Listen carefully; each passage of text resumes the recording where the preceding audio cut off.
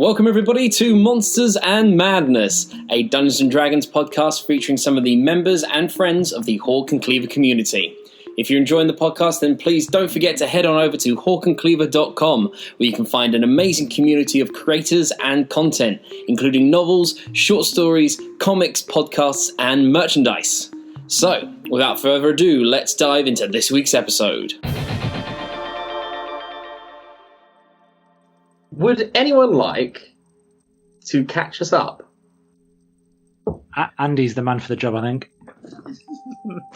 So that's my memory of things that are, some would say frivolous, yet my cousins have kids whose names I fucking do not know.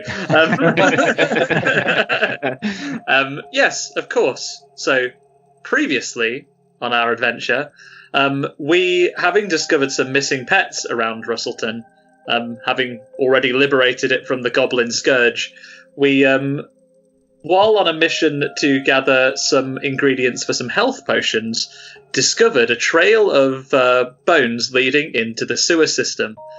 Having followed the trail of blood and viscera into the lair of some... Keep me honest on the name of that monster, Lewis. In the sewers, Yeah. there were gnolls. Gnolls. Barclays. So there were some gnolls. I was going to go there having a right old house party down there, but having broken that up, we emerged from the sewers victorious and advised the locals not to go in there, having demonstrated the dead body of a gnoll. And that brings us pretty much up to date. Gnolls defeated, pets of Russellton safe and sound, we hope. Mm-hmm. And that brings us to today. You did as well venture over to the shoreline and pick some of the Vita root We did. for the alchemist Wiggins Silver Eyes. We I did. shoved it all in my bag. Your Yeah, magical and bag of space. as a result, you were given a first-hand lesson on health potion brewing. Yeah. Yes, he was. We also were unable to unite Rada with her cat. Well, not true. We reunited them. Oh, of course. That was where we Yeah. left it. We Rice. had biscuits. Yes, everyone had a biscuit because they did a good job regardless. Everyone got a biscuit. We all got a delicious biscuit from it Rada. It was lovely. Oh.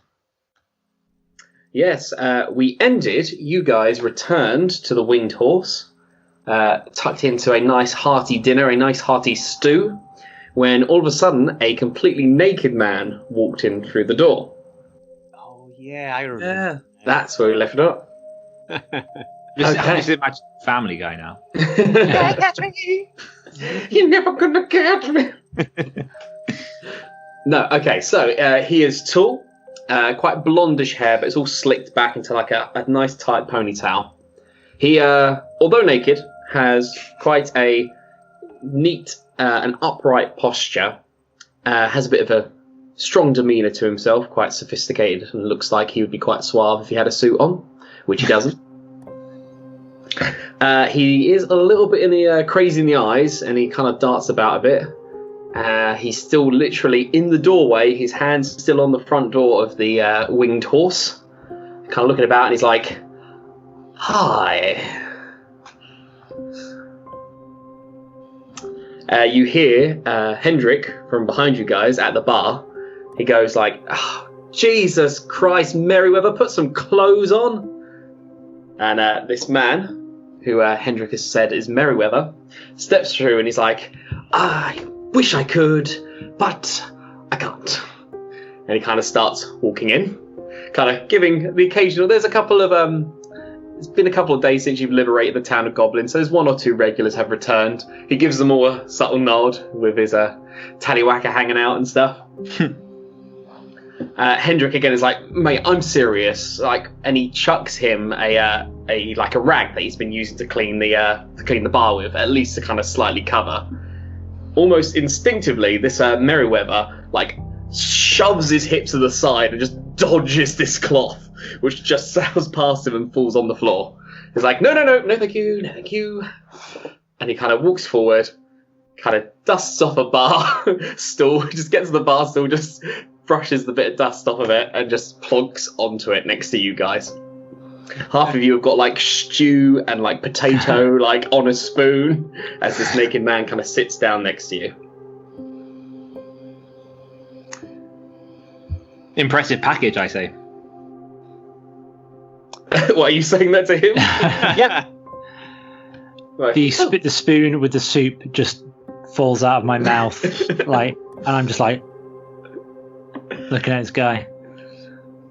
He realizes the kind of situation it's caught up with him, and he kind of crosses his what's it, fatal attraction or fatal instinct? Basic Basic instinct. Basic instinct, that's it. He does the kind of leg cross thing and just slightly covers himself a little bit. You guys the ones who sorted out the goblins? Yes, indeed we are. And I understand from Hendrik there, you must be Merryweather. Hello. Yeah. Flink Merryweather, very nice to meet you all. And he puts a hand out. None of us shake his hand. No one touches it. All right. I'll shake his hand. Okay. People have naked hands all the time. That's the least weird part, to be naked. It's a bit sweaty, it's a bit clammy. I say to him, seems like there's going to be some kind of story here. Oh, yes, and a great one at that. Please share. So you are the gentleman who took care of the goblin problem, yes? Mm-hmm. Gentleman may be a stretch, but yes, goblin's dead. I require some assistance. Clothes shopping. No, thank you. No clothes. I can't. I wish I could. I don't want to be. I physically cannot. The itchy curse of Abin Sur, perhaps. What? No? Okay, fine. Do continue. I am a local enchanter, a wizard, as it were. And with the goblins, and with having a lot of spare time on my hands, I started tinkering and making things. I actually made a suit of armor, which I was very proud of. It would rise and come to you when beckoned. Excellent. But I think I overdid it. Okay, overdid how? Well, it started off fine. I would summon the armor, and it would jolt upright and walk towards me, ready for me to put it on. Then, about a week or so passed, I fell down the stairs, and luckily the suit of armor dove and broke my fall, and I could have broken my neck. So that was a plus, and I was like, oh, I've cracked it, I can't wait, I'll sell this for thousands of gold. And then a couple of days later, it wouldn't stop following me around the house. I kept telling it to deactivate and go back in the corner, but it wouldn't stop following me. I accidentally cut my finger the other day, and he kind of puts his hand up and he has a little plaster on one of his fingers. So making dinner, I cut my finger, and the suit of armor made a terrible screaming sound and started wailing about. I had to run upstairs and lock myself in the bedroom. It seemed almost desperate to save me over just a little cut. And then this morning I was getting dressed, and as soon as I tried to put clothes on, it started just freaking out and charged towards me, so I just ran out of the house.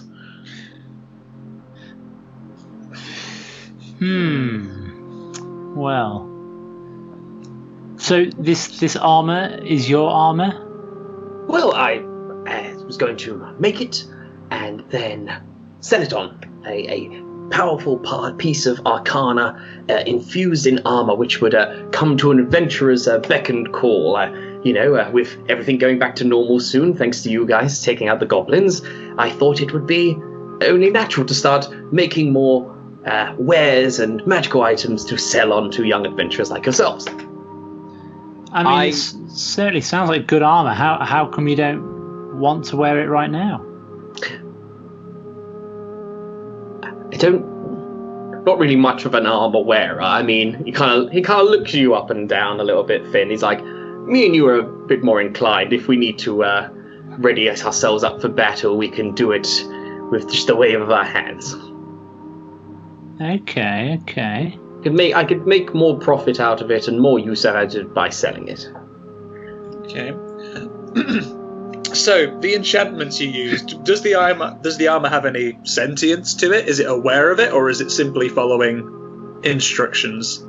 It wasn't supposed to. Think I may have overdone it. It does now. Where is the armor now? Well, it was in my basement, where I do all my enchanting and my workshopping. I was upstairs, I was getting changed, and I could hear it making that weird scream, and I heard it charging up the stairs, so I hopped out the bedroom window and climbed down the gutter and ran over here. And So what would it do if remind- it caught you? Yeah. He kind of, his eyes go wide, and he kind of looks back at the door and out the window of the winged horse. Like, the range of it was only meant to be like 15, 30 foot, but I think even that's out the window. As long as I don't hurt myself, and he kind of does like a weird kind of T-pose starfish on this stool. And he's like, puts his arms out, puts his legs out nice and straight, makes sure both kind of butt cheeks are on the stool, and his hands are nice and flayed, and he kind of double checks the bar to see if there's any like knives or forks. He's like, as long as I don't put anything on or hurt myself, should be fine. I tweak his nipple.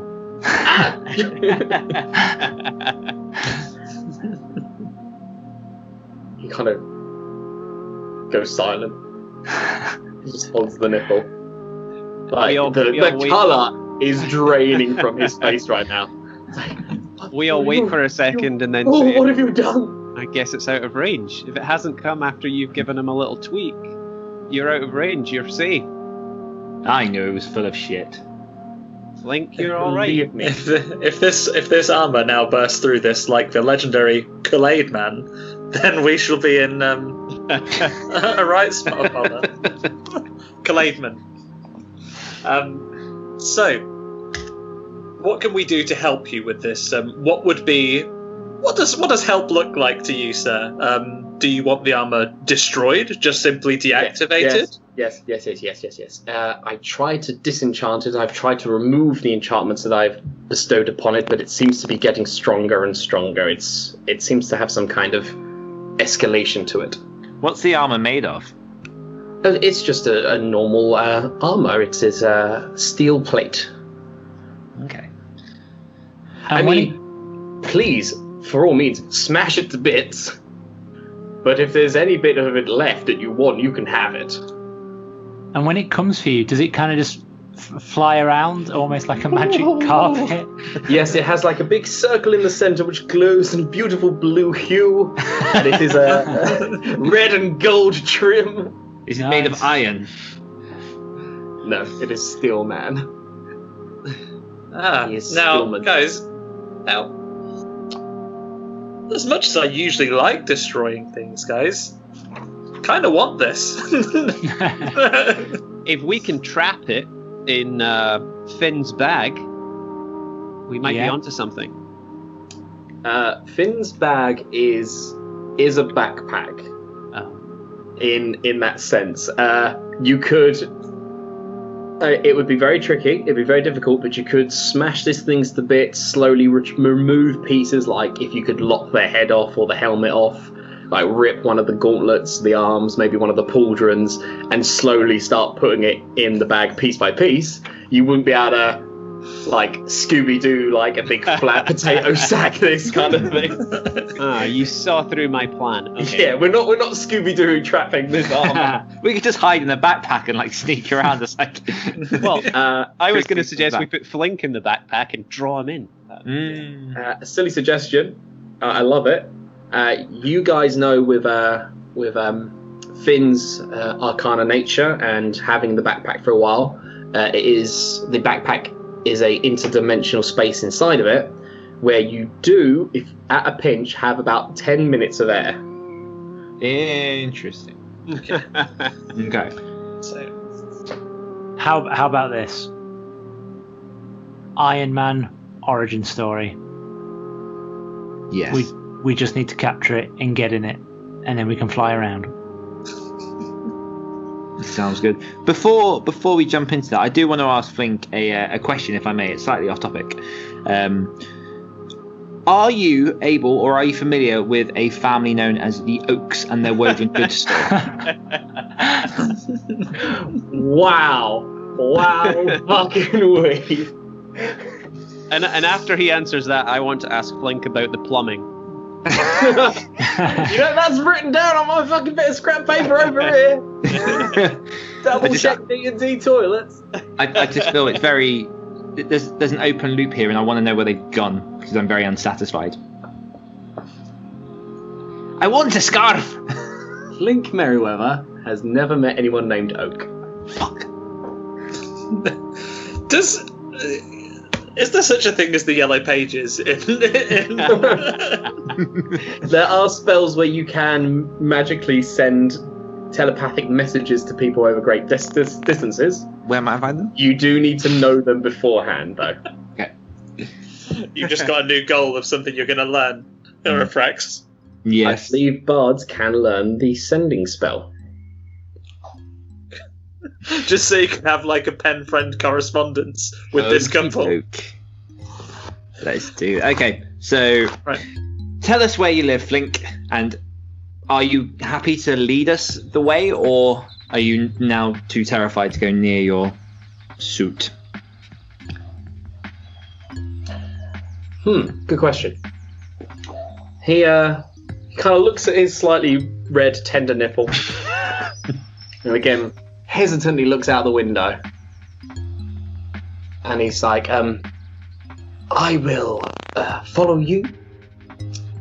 I will stay at a distance behind you. Don't trip me over or stub my toe or anything like that, or don't push me or flick my nips again. It was a tweak, but yeah, go on. Tweak, a flip. Whatever floats your boat, mate. Should we pay Hendrik and hit the road? Yeah, I just have a couple more questions for Mr. Merriweather here. So, obviously the armour is enchanted to protect you. Does it have any strong feelings about, I don't know, strangers walking into your house? Or Well, like I won't it care said, about it that? was only meant to come to my aid, not even put itself on me. It was only meant to kind of stand up and walk towards me, ready for me or the adventurer who becomes attuned to this device to then step into it or then start to put it on themselves. The fact that it started following me around the house, the fact that it catched me when I fell down the stairs was a miracle. I was glad when it had a bit of a sentience and a mind of its own when I fell down the stairs and nearly broke my neck. However, the getting jealous of me putting clothes on and cutting my finger when I was making dinner the other day, that's where we've got a bit of an issue now. Okay. And As if long we're as able you, to disable as long as it, you don't seem as a threat to him. As long as and you if we're don't- able to disable it, would you be able to say tune it to us? He nods. He's like, yes, smash it to pieces by all means. Get rid of it. I don't want it. But anything that is anything's left intact, I should be able to correct, and then obviously you can have it. I mean, if you're going into my house, I mean, from what you're doing, I mean, not everything, but if there's anything that's not nailed down and you fancy, you just let me know and we'll make a deal about that. Your Oh, wife. that's excellent. It's good to have permission to that, because we definitely would not have done that if you hadn't have said it. Excellent. Well, thank you so much. And does your armor have any weapons attached to it, or is it purely just itself?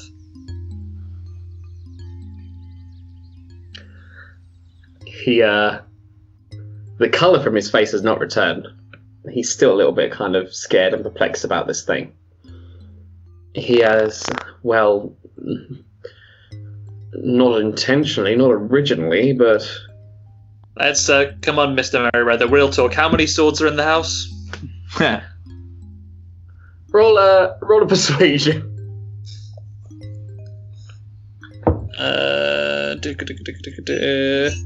18 plus whatever my bonus is. Hang on. Jesus. My persuasion's not bad. Persuasion is plus 2, so 20. Unnatural 20.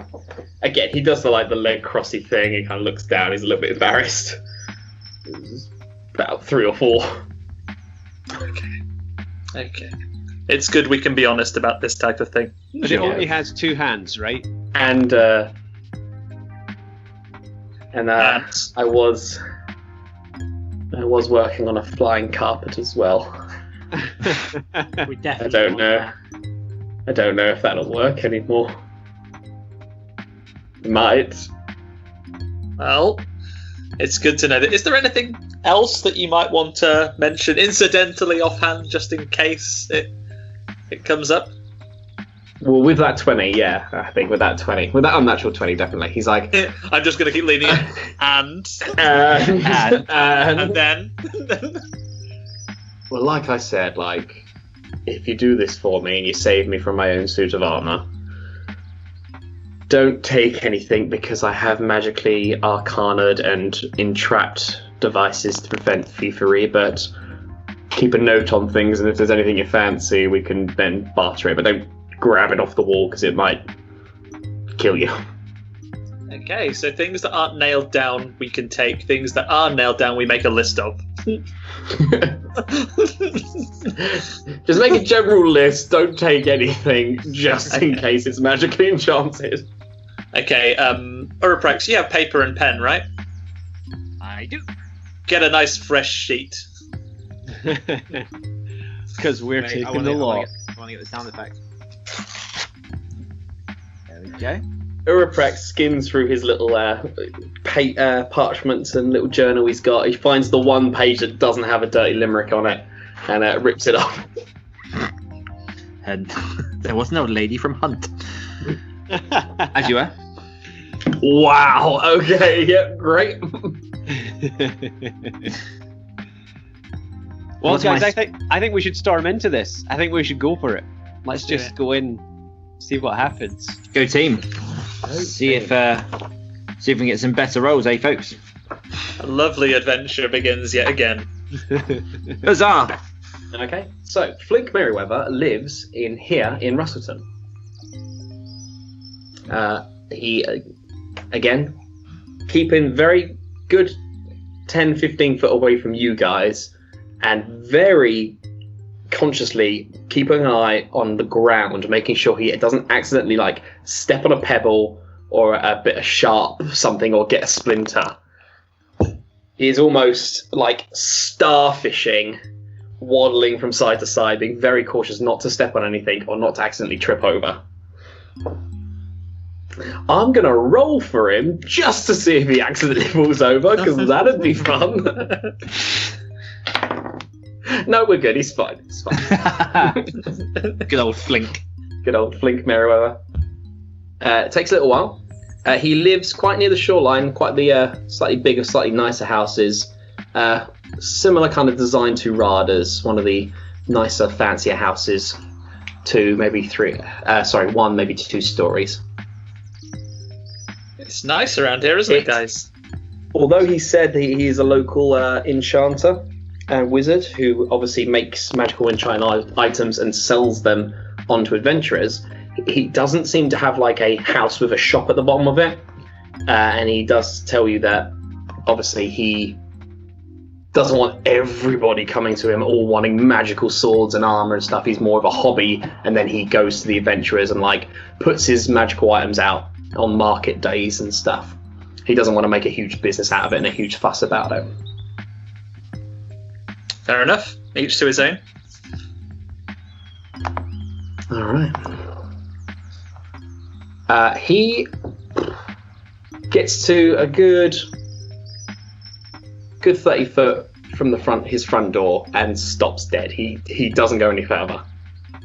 He's like, right, in you pop. Okie dokie. You mentioned some magical traps, Frank. Anything on the front door? Were you able to just walk in nice and safely? Yes, that's fine. Okay. Wait, no, he puts his hand and goes, wait! He takes one more step forward. Okay, now you should be fine. Well, guys, who's going first? I'll go first. Good I luck. just walk up to the door, open it confidently, and step inside. Alrighty, I love it. So it is quite a nice house, but as you step in, it is a little bit in disarray. He strikes you as a man who is focused more on his work, and he's let his kind of house go a little bit. There is a large kind of pile of pots and pans in the sink that has not been done. The pillows on the sofa are just kind of tossed about and slightly crumpled. They haven't been fluffed or anything. Quite a big film of dust kind of around the edges of this room. So definitely like a track of clean carpet where he's been going to and from and stuff. Looks like he could do with a female touch or a maid, or at least to stop for a bit and at least do his house and tidy his house before he actually starts the next project. There is a nice smell and a nice waft of a quite similar stew to what you were having at the Winged Horse, over kind of on the Arga, kind of slowly bubbling and churning away. There is a wooden spoon inside it that is just stirring itself slowly. Magical spoon, add that to the list. Yeah. Is this going to be like when you go through the Argos catalogue and you circle all the toys and you fold all the corners? Yeah, we're going to go through like it's swapping stickers, got, need. need, got. The speed used to be able to do that. Oh yeah. got, need, got. So he said the armor creature, the armor, whatever you want to call it, is potentially locked in the basement or chills out in the basement. And I mean, from what you remember him telling you, yes, his kind of workshop where he was making the armor is downstairs in the basement. yeah. So I mean, all this armor so far has tried to do is protect this guy, try to make him wear the armor. He hasn't told us that it's violent or, attacks random people. Do we just need to sort of have a casual walk down into the basement and have a look, or do we need to sort of come up with a different idea here? I put my hand up and mentioned that I have tweaked his nipple. So if it can sense that, okay. you're in danger. It might try and tweak your nipple. At the very least, tip for tap. Jokes on him, I have no nipples. Nip for a nip. But before we go into where the armour is going to be, if we're going to have a look around, if we expect the encounter with the armour down the basement, do we have a quick look up here first to see if there's anything that might help us or any clues? And then, when we go downstairs, we'll approach carefully, maybe see how it reacts. I'm not sure if it understands speech. Maybe there's a ghost in it. Maybe we can reason with it. But if not... A ghost? A ghost. We are Scooby-Dooing this. Yeah. So, if we're going to do that, we should really set some type of trap, which will inevitably go wrong. Someone should lose their glasses. I'd like to eat a big sandwich. Roll! Well, you do have your pet dog, don't you? Oh, Phil Phil Colley. You've not pet dog, you've just befriended it. God, Phil was it Colley. Paul? No, Phil Phil Colley, that was it. Wow. We are geniuses. Is he still with us? No, he's not with us, but he's out there. He's still in Russellton, kicking There about. is stray dog in Russellton called Phil, yes. And I've still got my kippers, actually, so he might still be interested. The fish bet is on. I don't think they're going to be good. I mean, did they start good? They were like smoked dry, like kipper jerky. Yeah, but they were already jerky, and then someone buried them in the sand. We took them down into the sewers. They have been buried in the sand, and they have been dredged in like sewer water. They did have a massive rumble in a sewer. And I don't recall at any point during the fight with those gnolls were we saying, now, I tread carefully around the gross water. Nor have any of you guys said, I wash. Because we don't. Just because we're men. These kippers are ripe right now. They are very ripe. Okay, so you've got this very unkept kind of central of the house. The spoon slowly turning and stirring the pot. The dinner table is just full of just scrolls, bits of paper, books, like several piles of books. A couple of boxes and crates just full of like what you could only imagine to be blueprints and other just sketches and experiments and writing his discoveries down. Finn, do you recognize any bestsellers from the magical world of tomes upon the table? I consider opening my bag and just supermarket sweeping it. I resist. Be careful, because traps. Exactly. But is there anything we want to add? Anything you see here that you want to add to the list? I'll discuss it with him later. I want to see this magic carpet. That's my priority at the moment. Yeah. Should we search the majority of the house before we head down for the carpet and other clues? We could, or we could just go down. It looks like there is a staircase that leads up to the first floor, and then it seems like there is like not a cupboard under the stairs, but there seems to be a door under the stairs, which you assume would then bank in and go down into his basement. We might as well take a look upstairs. I think it's interesting, this like how everything's dusty, but you can see the sort of roof he's walked through the place, so the armor isn't running around on its own. It hasn't like disturbed the dust. Yeah. No one's watching this guy outside. I'd like to stand by the door and keep an eye on Flink. All right, excellent. Could you do it for his protection? Could you do it from the roof? I could do it from the roof, but I won't. No, I'll do it by the door. Okay, well, in that case, will I have a quick recce upstairs, and anyone who wants to join me will head up. See what happens. I casually pick up a coffee mug that I see on the side and tilt it and see all the mold inside, and then just put it back. Yeah, that is dry and mouldy at the bottom. Oh, you were lucky that wasn't a booby trap. There wasn't. Maybe it could be. Maybe it could be a booby trap coffee mug. I am going to enchant my old coffee mug, because I don't want anyone drinking my dregs. I'm coming back for those. I'm coming back for those mouldy dregs, baby. Okay, some of you, Oran and a couple of others, if they want to, head upstairs. Brax, you just slightly open the front door ajar. And you see him, he's just kind of swinging his arms lazily, just like kind of rocking back and forth on the balls of his feet. Just doing like the slapping his hands against his thighs, just... Not too hard. No, definitely not. Kind of looking up and down the street, making sure no one's coming. Luckily, it's getting to the early evening. People are probably indoors, minding their own business and having suppers. Considers maybe going up and kind of leaning against the little stone fence, which section is off his front garden. And thinks better of it. Just keeps standing there.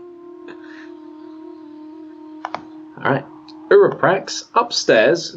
It is more of the same. Just scraps of parchment, rolled up scrolls, books, just lazily, haphazardly thrown everywhere. Pretty much every book is either stacked on top of each other or haphazardly, or all left open at particular pages. Some books are propping up other books because he was trying to read it as he was doing something else. There seems to be like a bit of a writing desk up here. The quill and the ink has accidentally spilled over and it's just a mess.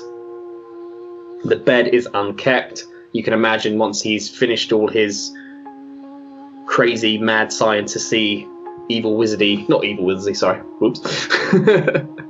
Oh. No, that was a Freudian slip. He's not actually He's not even. he's not actually evil. Canonically not evil. You can't see on the podcast, but I'm winking. It looks like his bed is just unkept. It gets to the point of night where he's just exhausted from his experimentation. He comes upstairs and just falls onto it. He doesn't even tuck himself in. Hardworking guy. Is there? I mean, because we're imagining that this flying carpet is going to be, I don't know, rolled up somewhere, or even maybe flying around. But could it be? Is there any sort of I don't know, small rugs that are trampled underfoot, getting dusty? Because I think he said it maybe doesn't work on the floor or anything like that. Interesting. Roll an investigation for me.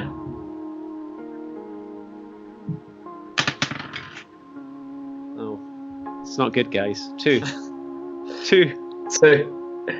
Yeah, looking about. I don't even see the floor. You didn't even recognise you're in a house. Yeah. You kind of have that moment of like, man, I've really let myself go. Oh wait, this is my house. kind of thing. By the bedside table, there's like a end of a French baguette that is just, it looks stale and like bone dry. It looks like it's going to turn to dust at any second. It's been there for so long. Is anyone else upstairs with Oran? I've come up with him to take a little look. All right, excellent. You can roll investigation too then if you fancy. I shall. Scamos, help me out. I can't see the floor. I didn't do much better. I'm hoping I have a decent bonus. I do. Right, I rolled a 10, but I have a +5 on investigation. I'm like Columbo. Oof for doof. Yeah, okay. Having a look around, again, it's just the same. It's unkept. It's very messy. However, his pillow on his bed is immaculate, like pristine,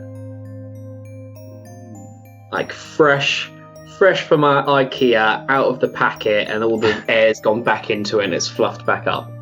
Oh, nice. Magic pillow. Can we investigate the pillow because we may have something for the list? Yeah, sure. You can go up to his bed and stuff if you want. Have a look at have a closer look at this mysteriously meticulously kept pillow. All right. You get a little bit kind of closer to it, and you can smell. It smells almost like kind of a rose petally, kind of a bit kind of like the beach, kind of like sandy. You can imagine like it smells like a Yankee candle. It smells like if it was a Yankee candle, it would say a day at the beach kind of thing. It kind of smells like the salt air and kind of rose petally and like fresh sand. Oh, very nice. So, I think he should give up the armour business and go into selling scented pillows, because I bet there's a big market for such a nice smelling pillow out there. I really want to rub my kipper on it. You can totally rub the kipper on it. I'm not going to. I couldn't destroy something. So despoil such a perfect pillow. Yeah. It would. Go ahead. Could I also, who I've also come upstairs, could I do a bit of a investigation or even a perception just to see if there's anything out of the ordinary, any magical items that sort of stand out or anything like that? Sure. You could roll investigation if you wanted to, like Oran and Scamos, start actually going through and methodically looking at stuff, or if you wanted to roll a perception just to kind of get a read on the room. Yeah, maybe I'll just do the read then. Sure. I'll do the perception. So 12 plus 5, so 17. Just have a bit of a see if there's any magical items standing out, from a glance perhaps. You too have caught sight of this beautiful, beautiful pillow. Okay. Finn, Confirmed, can you guys. see if it's enchanted at all? Is it magically really nice, or is it just a great pillow? I can certainly go over there, give it a good smell. It smells nice. Mm-hmm. Can I detect for magic? Yeah, You're sure. magic, Just kind of wave a hand over it, Yeah. maybe place a hand on it, and Get Alright. quite close to it. I sort of give it a bit of a sniff. okay. You can smell magic sometimes. As you get really close to it, the spell that is enchanted in the pillow activates. Oh my god. This is going to be good. The sleep spell erupts from the pillow. Right in my face. Okay, so everybody in a 90-foot range Oh my which god. is everybody in the house, all will start to take the effect of the sleep. So I'm going to roll a ton of dice, and then we're going to start deducting your HP, and if you hit 0, you fall asleep. That includes me. That includes you. Within 90 So everybody gets this beautiful waft of rose petals Fuck yeah. and like fresh sand at the beach, and everyone's eyes get really fucking heavy, and you're like, oh, Thanks, shit. 90 feet. How far away is Merryweather? That's really far. Could Yeah, I think Merriman would fall asleep on 89 the feet ground as away. well. 91 feet away. It depends. Okay, right. All the neighbours and everything will be falling asleep. The whole street's gonna. Every time this guy goes to bed. It's let's see, I've got Look at the Okay. happiness on your face. We may be dealing with this problem in the morning, guys. yeah. Okay, I've got to roll a bunch of dice, bear with. Okay, beautiful. Who was closest? That would be Finn, right? My Yep. face is in the pillow. Finn, how many hit points do you have? So I've got 14 left out of 17. You've got 14. You're asleep. you just flop onto this. Bong! Straight on the pillow. Okay. And then it was probably Scamos closest. Scamos, Yeah, how many I hit think points I do you was- have? Oh, now I wiped my temporary when we finished the last game. 21 is my max. I was probably on about half from the battle with the Gnolls. So without checking, shall we say I've got 12? 12. It nearly gets you as well. You almost like you're about to faint. You go really wobbly, but you manage to kind of shake it off and like, ooh, and you manage to jolt upright. And you just see there's a Finn like on this bed, drooling. Unfortunately, I didn't have enough magic in that pillow to get all of you, but Finn's out for the count and dozing like a baby. Scamos nearly got it and nearly Just- fell asleep as well. Just feel like absolute shit now because I'm just very tired. Uraprax and Oran, you both like just do this out of the blue, a really big yawn. You're like, oh, Jesus. Like one of those really big ones that like gets you twice and you're like, oh, what? Oh, here comes another one. Kind of The thing. double. But that's that weird kind of like guttural sound, like Like a full-on hippo yawn. Yeah. Wah. The Inception noise.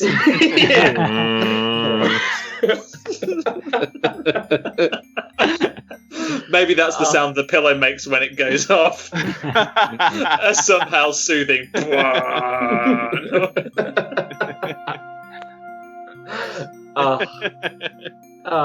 Excellent. there's the title for this episode. It's got to be something like, Inception noise. Inception pillow noises or something. Yeah. All right, Inception pillow talk. That's the one. Nice. Yeah. So you kind of your Scamos, your vision goes really blurry, but you manage to shake it off, and you see there is a Finn in front of you, just out for the count. Oran and Scamos, you let off a huge yawn, and Oran, you're there as well. You see that Finn's just asleep on this bed. It's not a problem, guys. I'm fine. You're gonna wake up. yeah, the best sleep of your goddamn life. Yeah, well, So- you'll wake up like healed and everything from the sleep, won't you? So it'll actually be good. I'm counting on it. I call up, guys, it's gone quiet up there. Is Merryweather, is he asleep outside or is he alright? He's okay. He's okay. Good. Fine. I'm actually yawning now. So do we let Finn have a little sleep or do we try and rouse him? Or will that not be possible if you're magically asleep? You guys have no idea. You do whatever you like. That's why we're asking. Maybe the armor's asleep. Maybe. Shall we? Well, you know what? For the want of trying, shall I try and rouse Finn? What if he's got the oaks? Yeah, What? the oaks are asleep. It depends if I live next door or not within 90 feet. Hey, the orcs are in the basement. Yeah. Oh god, I hope no one was like cooking or anything in one of the other houses. Just sit the stove and then just falls into Someone next door is like, oh, I'll just put the deep fat fryer on. You know, I could go for some fried chicken. Ooh. Real talk behind the curtain here. That genuinely happened in my house. My mum doesn't listen to podcasts, so she won't be shamed by this. My sister had gone. My mum famously is she has a very poor sleep pattern. Will be up most of the night. Just either she gets up very early, and then about 9 o'clock she'll conk out in front of the old TV. My sister, I had left home by this point. My sister had been out for an evening just visiting some friends, and she got home to find the kitchen pretty much ablaze and my mom just asleep on the sofa in the... Jesus! Oh, Wow. So what, she just left the deep fat fryer boiling? Oh yeah.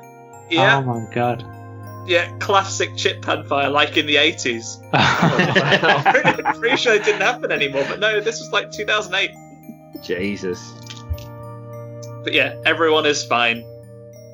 Good. Okay, so you're just like shaking Finn? Maybe I will, do like a mom waking up. I'll do some clapping of the hands, and I will say, sorry, I disturbed the dogs by clapping. I'll clap my hands, tell him to wake up. Why don't you put on the makeup, and then we'll go from there. Grab a brush from the makeup. That's not enough. You reckon you might have to actually grab him and shake him, or even just slap him about a bit? Oh, I don't know about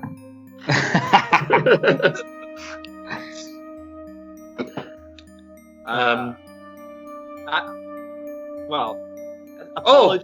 Apologising to Finn, I'll slap him across. Oren, see if you can use the kip as a smelling salt. Oh, give good that idea. Very good idea. Give it a little, yeah. a little waft. Worst way to wake up ever. I wafted it right Kippers. under his nose. Kippers for breakfast. The sandy, rank, ripe, sewagey kippers. You, Finn, you're awake with a start. I the call spell that is broken. what's going on. Yeah. Guys, we've learned an important lesson here today. We've learned that these kippers that we should now treasure are excellent remedies for any sleep enchantments. Yeah. And as they get mouldier and older, they become more powerful. Yes. I can only imagine. They level up with the sleeping spells. That's it. I'm getting more confident I'm going to win this bet. I'm awake then, and I'm probably just throwing up everywhere at this disgusting, putrid smelling fish. I call out again, guys, what's going on up there? I shout back down. Little instant with a sleep spell, but we've just found out that we've got the most powerful anti-sleep spell magical item in the universe. These kippers probably need a legendary name. We'll work on that later. We'll workshop it. I stare at Flink and go, sleep spell, what the hell have you sent them into? Oh, are you shouting out to him like out the front door? Mm-hmm. I said don't touch anything. That's my pillow. It helps me sleep. He only smelled it. Well, don't go near it.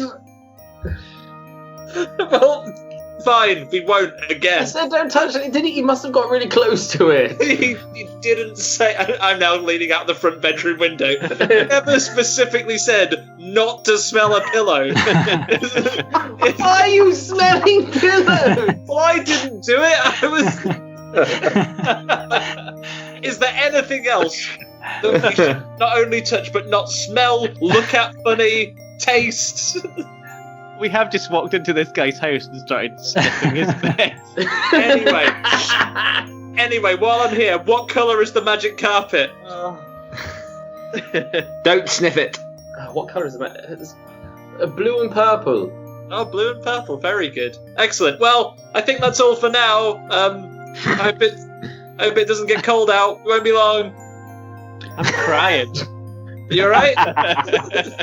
I love how our group has to be specifically told not to smell people. Not to smell stuff. I can imagine we're going to be far more thorough when we question for future quest givers. Right, is there anything we should not be smelling, tasting? Now, should we not feel a particular way while we're in here? Really trying to cover all our abstract concepts. Okay. Of the 5 senses, which ones can and can't we do?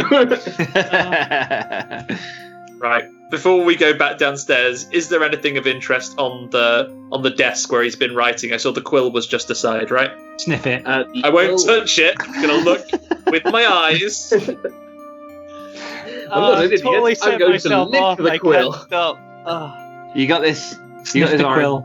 oh God. Again, it looks like he was writing something.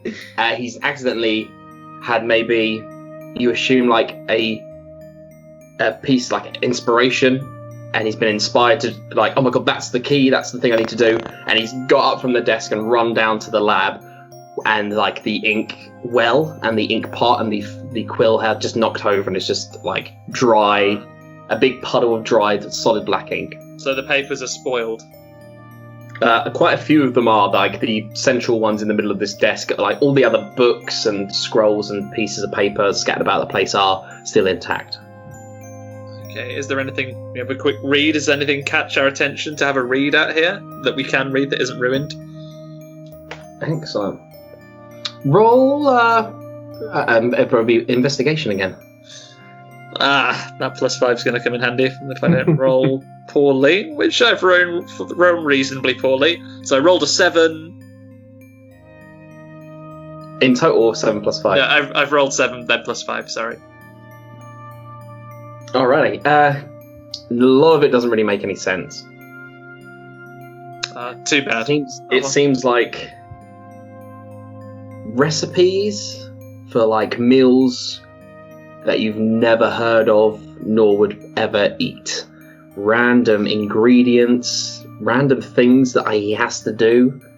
One of them goes into some kind of weird thing about doing it while hanging from the ceiling. Been there.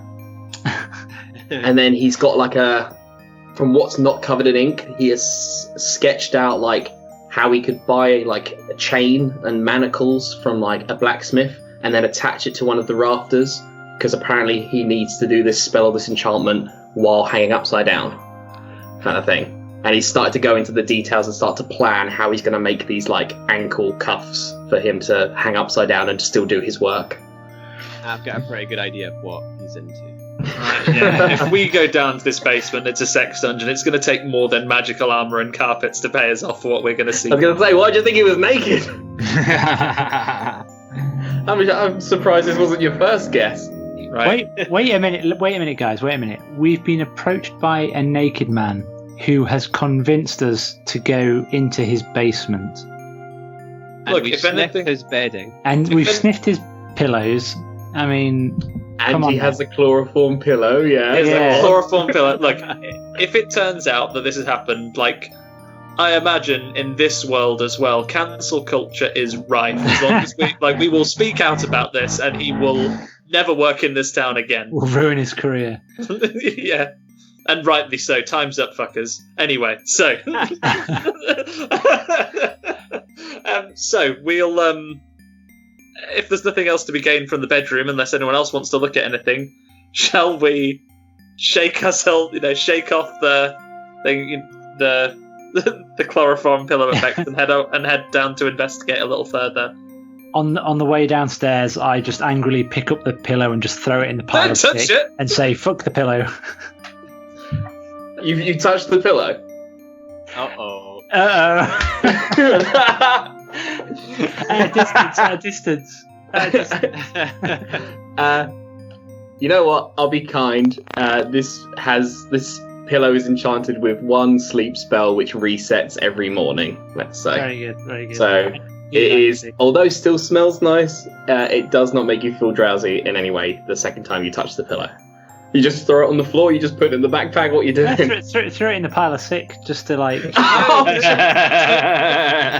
it. We've threw it in the kit for sick. Effectively, there is a sleep grenade we have here. We keep this. That's a good I idea. mean, it's covered in sick now. Do we want it? Oh, we're covered in sewer, so yes. All right, I'll stick it in the bag. It goes in the bottomless bag. Okay, There is goes no in the glory handy in this, haversack. Wow, wait. Okay. Well, that's the bedroom done. So you guys want to go downstairs to the basement now, yeah? Before we head down to the basement, do we have a quick recce of what state everyone's in? Because I think like who's in what kind of condition before we go down to the basement? Because it might be a fight. So I think we just need to burst in and just sniff everything and get on with it. If the armor is going to be running and trying to find its keeper, Yeah. as you guys come downstairs and look to go into the basement, I ask you to stop, and I'd like to go outside and drag the naked man in, because if he can draw the armor to him, it saves you guys go down to the basement. Well, I was going to suggest that earlier. I was going to suggest that we like mock attack him, because then like the armor should try and protect him, right? But we don't actually know what how the armor is going to react. It might just be completely stationary when we open the basement. We're assuming that it's running about down there, like hammering to get out. But I think, like, can we listen? Is there any? have a listen at the door. Let's go listen at the door and see if we can hear anything first. Could we But stealth otherwise, I'm like kind of with you, because I'm kind of thinking along the same. Draw lines. it out. Don't go down there. Okay. So are you guys discussing this actually in game, or is this just Yeah. are we just? Yeah. Okay. So Uraprax, you want to go outside and drag him inside? Well, I think you Let's guys want to listen. listen. Let's listen at the door first, and then let's go get him. Okay. Who's listening? Oh, who's going to have the best perception? I've got +5 perception. I think you should listen. Best listener. I'll have a bit of a listen to the door. He is a then. good listener. He's a barman, He is. isn't he, by trade? Yeah, good That's a listener. good listener. Okay, Finn, listen at the door. 14 +5, 19. 19, excellent. You hear the telltale signs. It's almost like you're back at the academy. There's the humming and whirring of magical crystals that kind of pulse with arcane energy. You can hear the occasional like bubbling and churning of potions and chemistry sets and just alchemy stuff that's going on down there. Even when you put your hand against the door, like the kind of radiant kind of pulsing energy that Arcana kind of gives off, you can even feel like the door slightly vibrating.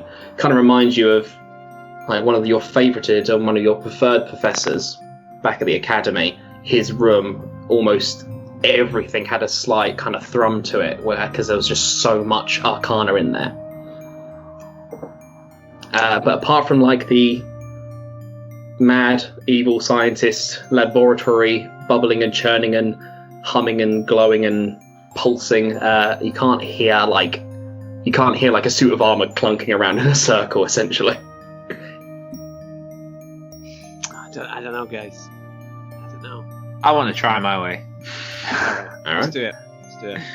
I go out and grab Flink's wrist and start dragging him towards the house. Okay. He's gonna resist that. So let's do like a little competed strength roll Okay. to see if you are stronger than him and able to actually start pulling him. Okay. I know this is going to be good already. What did you roll? What'd you get? What did you get? I got 5. Plus. I got 5. I got 3 plus 2. I got 5. Straight I five. got 5. Well, Flink Merryweather is not the strongest person. He I has walk a out and hold minus. his hand. He has a -1 to strength, and I rolled a 5, so he got a 4. Unbelievable. So there's two people just like an Yeah. into the devil. You strut out of the front door and kind of start making a beeline towards him. He's like, I told you not to touch the pillow. I told you not to touch the pillow. I told you not to touch the pillow.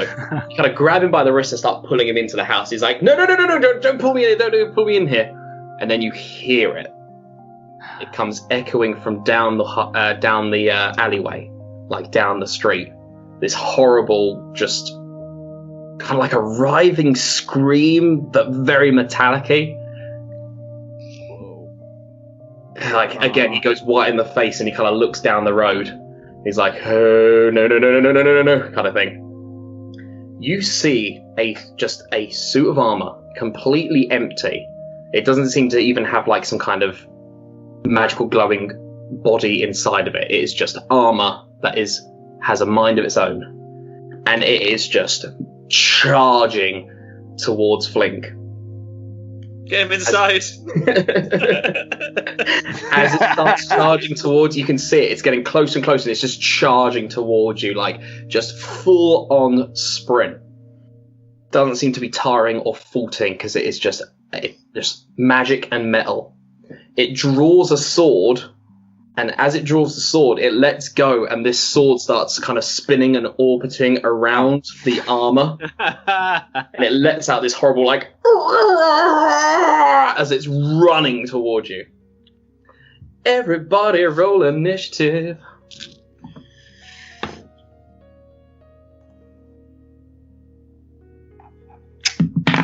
Natural 20, baby. 10. 9. 3. Oh, everyone's still sleepy. So 20. Finn was a 9, was he? Yes. Uraprax, what was yours? 10. 10. And Flink Merryweather. Oh, Jesus. He rolled a 3, so he's even worse at the moment.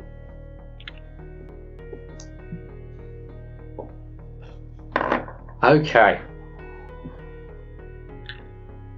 Here we go. Scamos, you were in the you were down in the ground floor next to the soup which is stirring itself, and you just hear this horrible writhing mechanical sound from outside, and you hear Flink start screaming and like cursing and just, no, and you can hear like this just clong clong clong clong clong as this thing's getting closer. Oh, what do you do? Okay, so first things first, as it's coming in the street, he knows his house quite well. I'm gonna shout out to Uraprax and Frink outside, like, get him inside now. So as I yell that, what's the structure of this ground floor like? Is there a window I can see out of, or is my best shot the door? No, there are windows and a door. And how far away is the armor at this point? I'd say probably about 50 foot. What is my bow range? What is your bow range? Excellent. Do you have a long bow or a short bow? A short bow. I shall tell you. Short bow. Yeah, your range, you can shoot it up to 80 feet before it starts degrading. So it's in range, right? Yep, it is in range. I want to leave the door clear, having shouted the guys to get him inside, get old Merryweather inside. Mm-hmm. So I'm gonna go to the window, elbow that bad boy open. Bearing in mind, we've opened every other window in the front of the house at this point to shout out of, and then I'm going to very deliberately take a shot at its leg to try and disable it. All right. Roll an attack. Sure, I get advantage on this, right, with assassinate? Yes, with your assassinate, and this is the first attack of the game, and you've gone before the enemies, so yeah, you do get advantage on this assassination. Great. Do I get sneak on that, or is it engaged? So it doesn't if it hits, yes, it would be a sneak attack as well. Right, so roll on my attack. So rolled a 15 and plus 4. 19? So 19. Oh, just hits, you've done it. Woo! Nice. So I've done that, so I don't need to roll again with the advantage, because I did okay with that one. Just in case you critical hit, might as well. Okay. I doubt I'll do as well this second time. Well, fuck me dead. I rolled a 19 that time. So still good, but not a critical hit. Not a critical hit. I probably used up all my nice throws as well. I'll be absolutely in shit for the rest of this game. Okay, so So can I have my sneak attack on that one? Sorry, yeah. Yep. So your short bow is a D6 plus your dexterity. Yeah, 1d6 plus 2 I have here. And then I believe your sneak attack at the moment will be 2, maybe 3d6 as well. Yeah, my sneak attack is 2d6. Excellent, right. So 3d6 plus 2. So I rolled a d6. So my first d6 is a 3, so that's 5. Mm-hmm. And then my sneak attack is... I've rolled a 4. And another 4. Okay. So, like 13 in total? Yeah, so do I just to make sure I'm right here, so with my sneak attack, do I get the +2 on that as well, or is it just that? No, it's just you just roll the 2 6-sided dice and add that addition. In that case, I got 8 in the 2 extras, and then the other one, so that's yeah. You just wrench this bow back and you just let it fly, and it goes straight into one of the thigh plates that is of the armor. It kind of connects, manages to kind of go into the gap where the actual leg would go, and you can see it kind of rattling around inside the thigh and the calf and the shoe part of this armor. 2 seconds.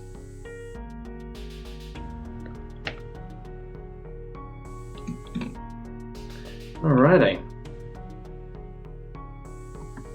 That was a good first hit. But this thing is just charging towards you. Well, not towards you guys. It's charging distinctively towards Flink. Okay, Uraprax, you are up next.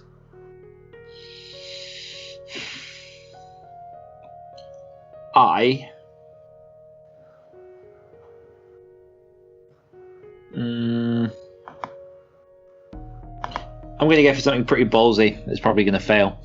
I want to give Flink a little bit of a push backwards to try and keep him behind, and then I want to run at the thing and I want to grab that sword.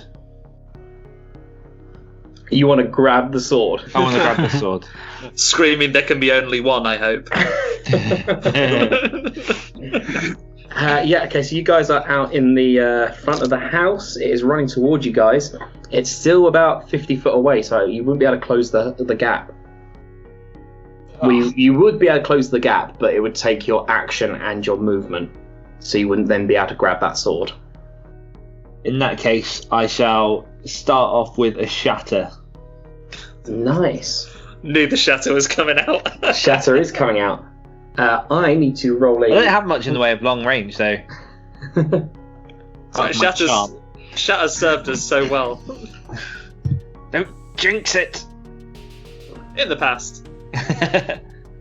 Okay, I need to roll a Constitution saving throw. I'm going to have to roll that with a disadvantage because your shatter is incredibly effective against inorganic material. My con is pretty high though, so we'll have to wait and see. Yeah, I got a 19. So that doesn't. It connects, but it doesn't do the full amount of damage. Roll your 3d8, and I only take half of it. 5, 7, 1, 13. 13, and I'll round that down halved to 6. All right. You just kind of click your finger, and this huge thunderous boom just radiates, ringing from the armor.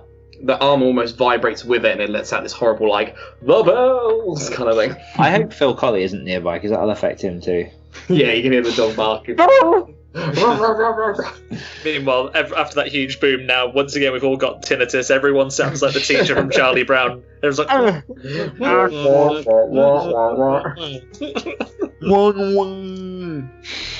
Okay, Finn, you are groggy, but it's your go. How far away am I from the armor?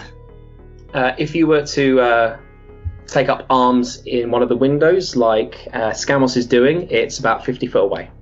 Oh, okay.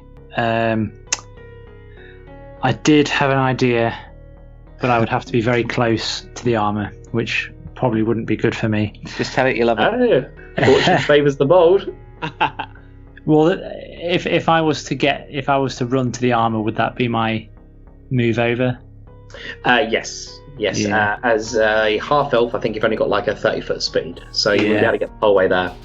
No worries. Okay, I'll sort of hide behind a little window or something then, if that's possible, and I think I will go for a chromatic orb.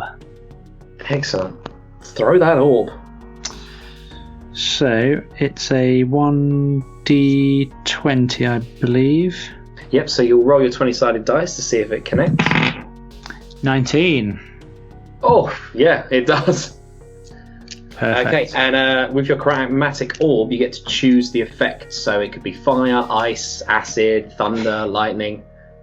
Yeah, so I'm thinking lightning, since it's metal. All right. And it This might... small little kind of ball of energy. Yeah. You create this small ball of energy in the palm of your hand, and it starts to shift from like a red to a yellow to a green to a purple, and it stops on like this kind of almost whitish blue.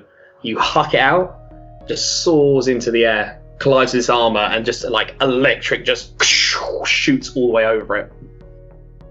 Nice. Yeah, your damage is 3d8, I believe, or 2d8. Let me double check that. So it's 1d8 for each slot level 3d8. above 1. Oh yeah, are you cranking it up to? Yeah, Okay, so it'd be 4d8. that's a lot of damage, is it? Is it not? Depends how you roll. Yeah, Could be okay. 4. So d8, so I believe that's an 8. That's the one. 1. Hey! One, okay, yep. It begins. 6. We're getting there. 1. Okay. 5. Right. Everyone seems to be doing 13 points of damage at the moment. This is very weird.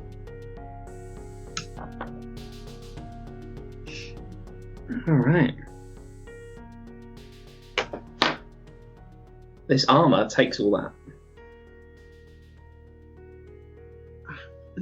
This is great armor, guys. This is good. Until we destroy it. Okay, the armour. It's running. It's running. It will not take an action. It's going to use its movement and its action to close the gap. Because Flink hasn't had his go yet. He's still outside. This armour is just beeline. Just making a straight line towards Flink. And almost unnaturally gets right up to him, like inches, and stops dead. Bolts upright. God. Flink just slowly looks up at this thing. Oran, it is your go. Well, I mean, why are we even destroying it? So far, it's doing exactly what it's been told to do. I mean, this seems pretty good. So, yeah, I mean, like, I had a plan. I had a fiendish plan. But I fear that I can't do it because... So, Flink is outside right now. Flink is outside. You guys have shouted for him to come in, but it is not his go yet. All of this stuff is like happened over the course of like 3 seconds.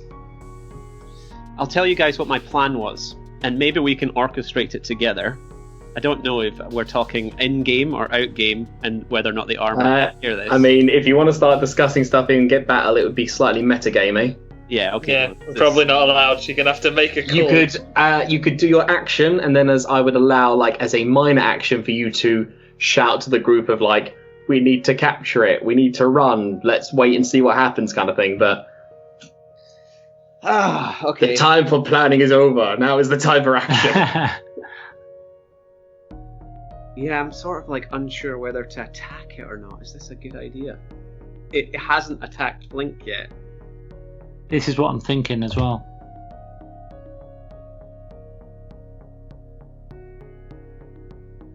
Can I,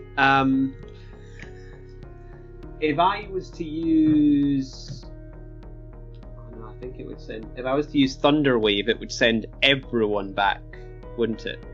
Yes, your Thunder Wave is 15-foot radius centered at yourself, so you would have to close the gap, get up there, and it would also affect Uraprax and Flink. You don't have the ability. You don't have the ability to pick and choose who it is. It's everyone in that radius. Okay. Good for when you're surrounded. Not good if you're trying to single someone else out and your allies are also in the area. Let's see. So, okay, shield doesn't do anything for Flink either. Oh, guys, this is tricky. If Flink had been inside, I had like the best idea.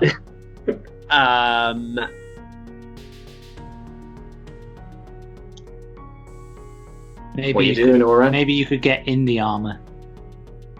Yeah, I mean, I think I have to. I think I have to approach the armor and Flink. All right. I'm not gonna attack him though. I'm not gonna attack him. I'm gonna walk out to the armor, close the distance. Mm-hmm. I will say, because obviously you guys are new to D&D, instead of doing your action, you can hold your action, which would be like, say for example, I will go outside next to Flink and the armor, and then if anything happens, I will attack the armor. Like, I will hold my action. If Flink gets hurt, I will attack the armor. That could be your go. So it's like you put him on Overwatch. Perfect. Yes. I played XCOM. I know. I've just started playing that, so yeah, I'm very familiar with that. I love that. Oh yeah, we'll just use XCOM references from that one. Why did you say so? I'm still lost, but that's fine. I'll This go is out. like night vision over again. Yeah, I'll go out and stand. I'm going to go out and stand next to Flink in solidarity. I'm not going to put myself between Flink and the armor, but I'm going to be right there and hold my turn until. What would you like to do then? What would be, because you need to give me a instinct that would you need to give me something which you can react to. Can I give you two things to react to depending on what happens? Again, this is like instinctive, like 3 seconds, 3 seconds of combat. So okay, well, I mean, if it seems to be harming Flink, I will attack the armor. okay, so you go up. Again, this is like I said, like 3 seconds. So you quickly run up to Flink and the armor. This thing is like right up inches, like almost face to face with Flink. It's a bit taller and bigger than Flink.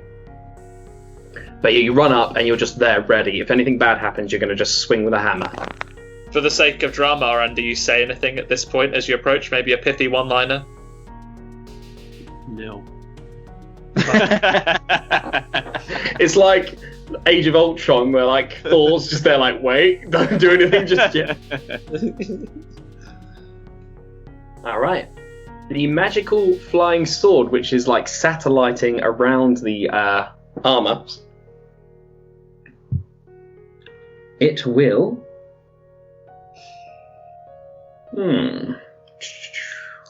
I forgot about the sword, guys.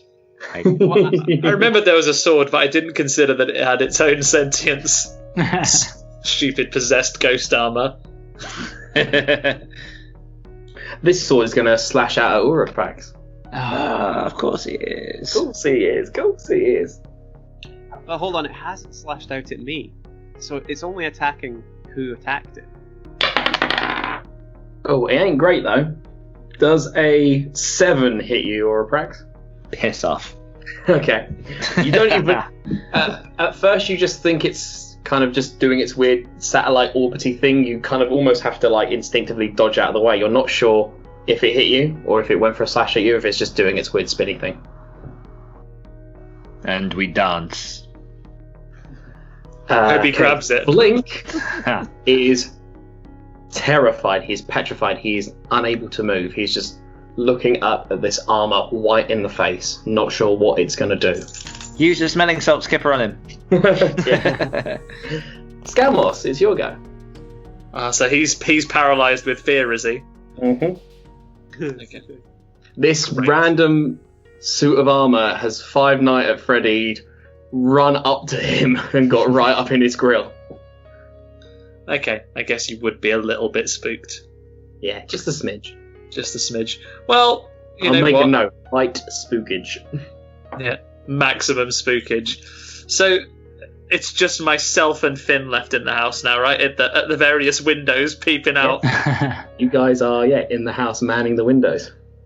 Okay, so let's. Well, I've kind of attacked it now already. Oh, can you describe the helmet to me? Does it have one of those fancy feather things, or is it quite a boring helmet? I'd say it is just a traditional suit of armor. It has just completely covers the head and the face, almost quite I'd say like maybe Templari, where it has like the slit down the front and then the eye slit, or even like Mandalorian-y. There is the ability for the front of the armor helmet to go up and down, so for the wearer to see properly. But obviously, at this current time, it is down. Okay. You see, I don't have any magical effects, so all I can really do is like shoot it. I'm sure I can damage it in some way, but I'm not sure I can really disable it too effectively with the weapons that I have. But you know what? Fucking, I've got a better plan. I'm going to shoot at that leg again. I'm All right. standing right next to it. Watch your aim. I will. Go for the shot.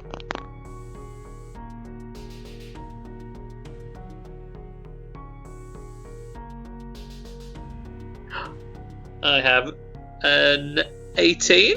I'm doing better than I thought I was going to. So, plus I'm still with short bow. So 18, no, 20, 22. Oh, 18 plus. Oh, okay, so 22. Yeah, so, yeah. Yeah, you do connect. It is aware of you, and you've already had your assassination feat, and everyone is just kind of around its kind of on edge, so no advantage or anything like that, just a normal, or no sneak as well, no sneak attack. No, so normal 1d6 plus 2. Mm-hmm. Right, so I rolled a 2, so 4, another 4. Another 4. Not 13 this time, sadly. It kind of connects with the are you going for the leg again? Same leg, yes please. Yeah, the kind of the knee plate, or the part that protects the kneecap of the wearer, of that part of the armor, does get like a considerable like dent as this arrow collides, and the arrow shatters as well with the sheer force of it. But yeah, it takes that damage, but again, it is just right up next to Flink. Still standing. It is. Uraplax. I go for the sword. All right. You are sword fighting with a floating sword. No, I want to grab the sword. Oh, you're grabbing it still? Yeah. Let's see if I have a... Maybe the sword is actually the magic carpet and I'm going to hold on to it and fly. Yeah. Like Thor and his hammer, throwing it. Yeah, I Like knew the I 60s should have mentioned Thor earlier. I will call you Mjolnir. Okay, we're going to do a contested strength check then, to see if you are stronger than this magical flying sword. I drop the dice. 18. I rolled a 3.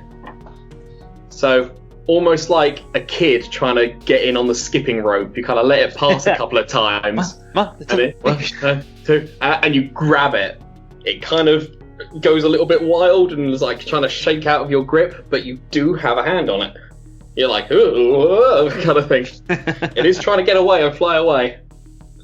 Like a kite in the wind, but you have got it. You've got it in your hand. You can feel almost... you weren't in the room with Finn, but you can feel this kind of magical, like, thrumming, like just this... It's almost like it's buzzing slightly. Whoa. Like a... Inception. like a hedge, Illinois. like a clipper, like some hair clippers on their last legs of factory, where they're just like a... Just running down. Jug, kind of thing. Just imagine him lifting it in the air now and proclaiming to anyone who would listen that he in fact has the power. Yeah. I have the power. I am worthy. Shatter. Finn? Yeah, I'm just looking at this situation like, oh my god, this is mad. So is the suit of armor still just stood there? Yes. Again, like, although it's taking a while because we're having a chat and a fun time and describing this, essentially this combat since the armor appeared and started running, it's been like 6 seconds. And Oran didn't do his Overwatch move or anything? The armor has not done anything, so his he was Still prepared. his held action to attack if Flink gets hurt is still active, so he still could do his special Overwatch. So I'm thinking, is it even worth going for the armor, or do we just need to deal with the sword? Can you perception check armor or anything, or like, is there anything magical that you can tell about it?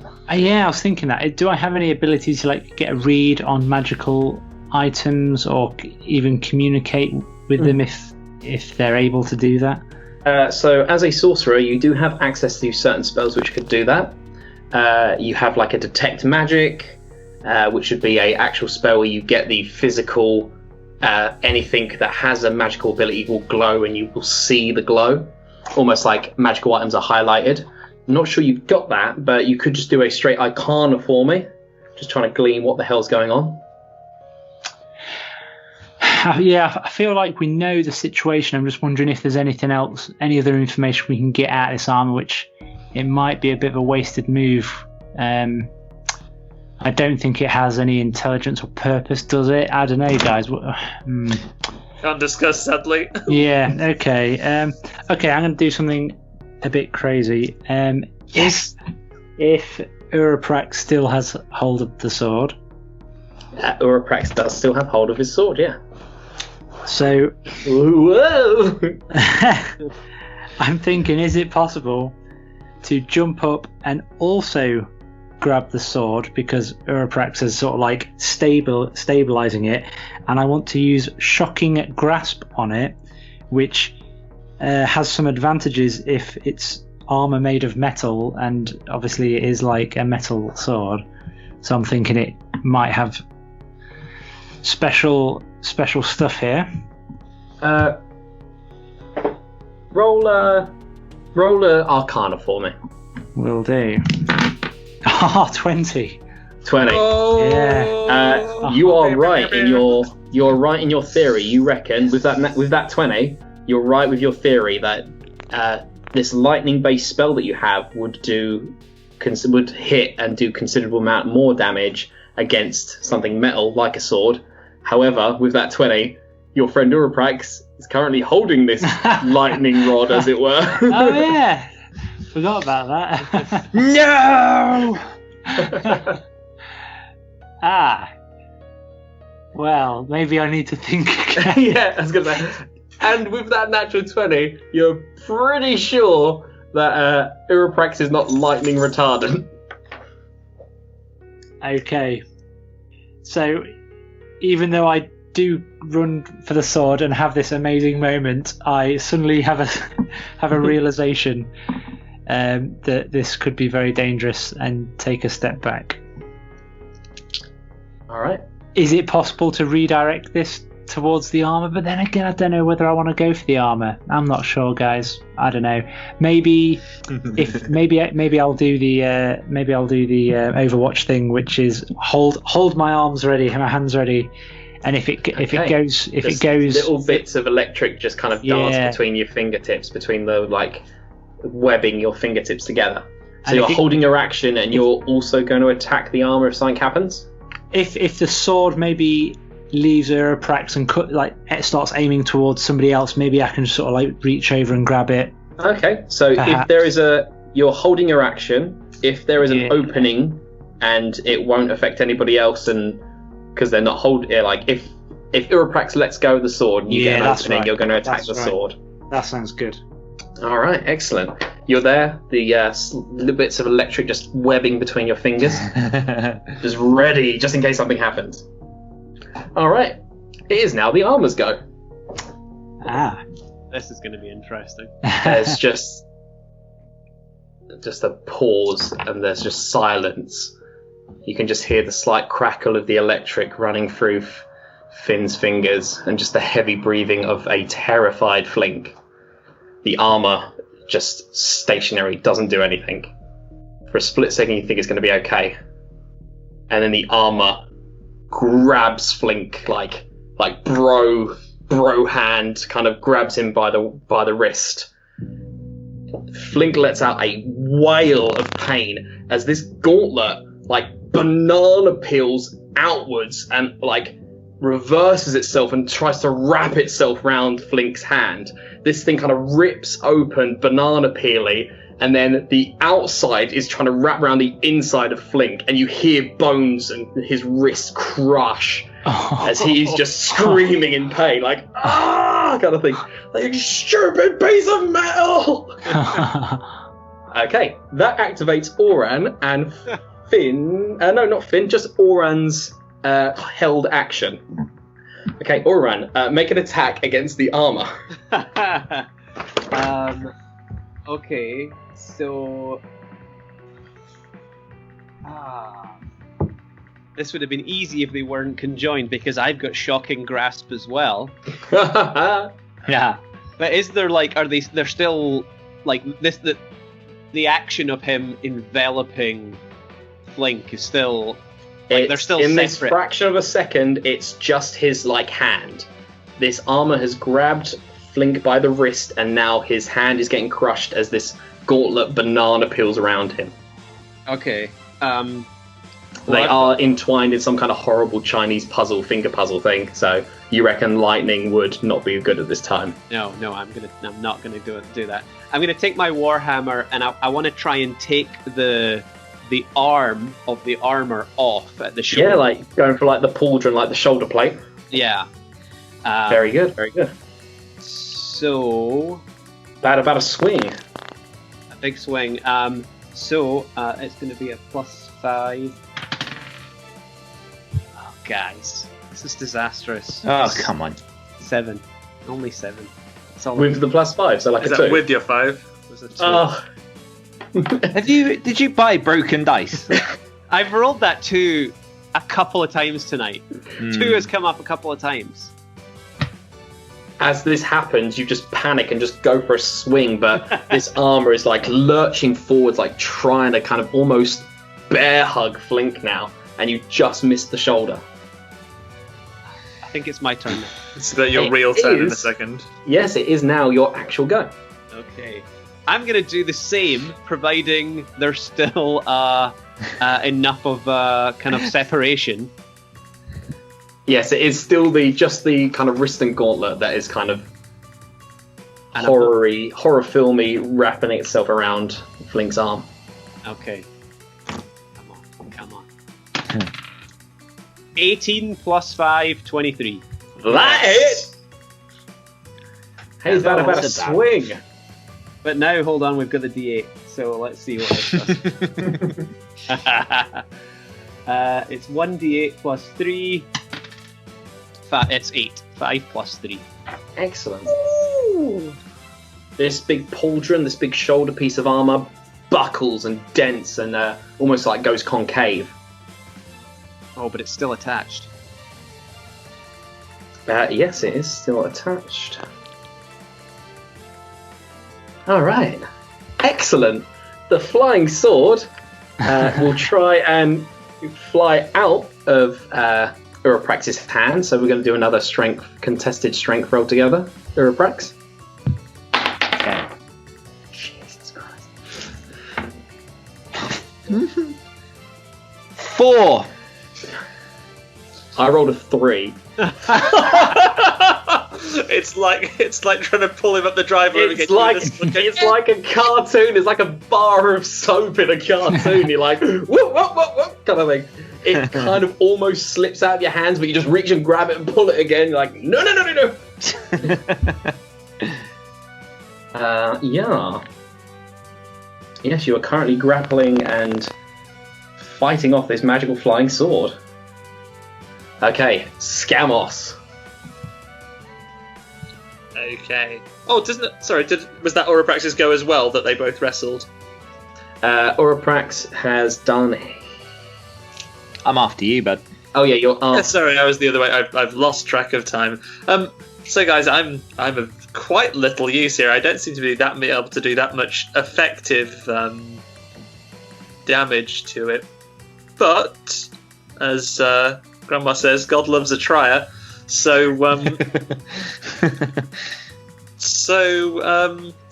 maybe I will use my minor action. Have a quick glance. That stew still looking good. Doesn't need the oven turning down or anything.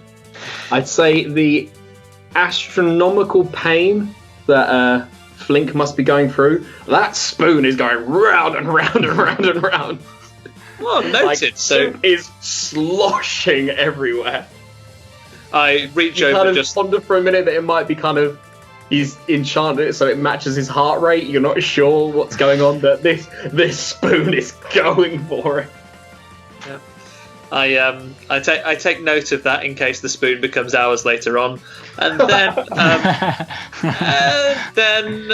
I tell you what, everyone else has had a go.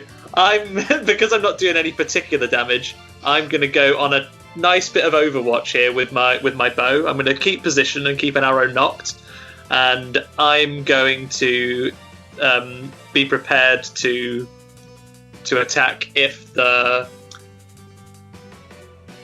armor makes any actual attacking movements. I know it's trying to absorb him right now, so I don't want to hit anyone by mistake, but if the two become one and some horrible Dark Knight evil force, then I'll be ready to take a shot. Right now, I'm not going to risk it. Holding your action if the armor starts attacking people. Yeah, if it starts attacking, yeah. Alright, good to know, Scamos. Good to know. Okay. You're holding your action. Uraprax, then, it's your go, buddy. I'd like to. I want to ask a question, but I don't know if I technically can at this point. Because I want to basically know if acid breath is going to have any effect on armor or on steel. Unless stated in the books, like your shatter, where it has advantage on inorganic materials, and the shocking grasp against metals. If it's not stated, then no. Well, acid will probably melt armor. That is very true. But in terms of mechanics and bonuses, no. So I'm going to try and drive the sword into the armor. Nice. Very nice. I like it. Okay. Let's have a little think of this. Because again, you guys are throwing me so many curveballs. You're asking about Let's get creative. Yeah. Let's get. What's your favourite thing? Green is not a creative colour. Have you guys seen Don't Hug Me, I'm Scared? No. I am linking you guys up after this. It was one of my Comic-Con costumes a couple of years ago. It was awesome. Yeah, don't watch it before bed, but no, watch it.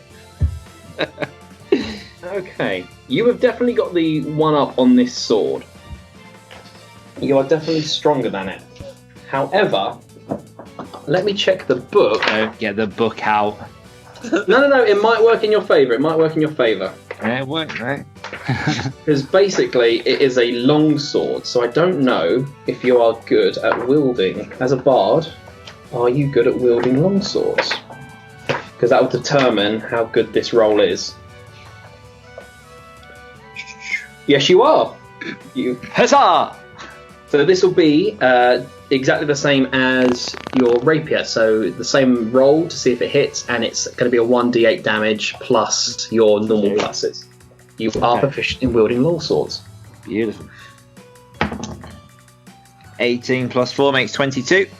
Oh, yeah, that definitely hits. 1d8 plus 2. 3! 3!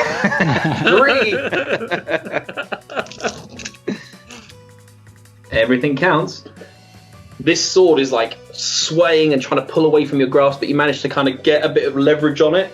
And as it tries to pull away from you, you manage to just wrench and twist, so it starts flying towards the armor point first, just as you just get it right at the thing.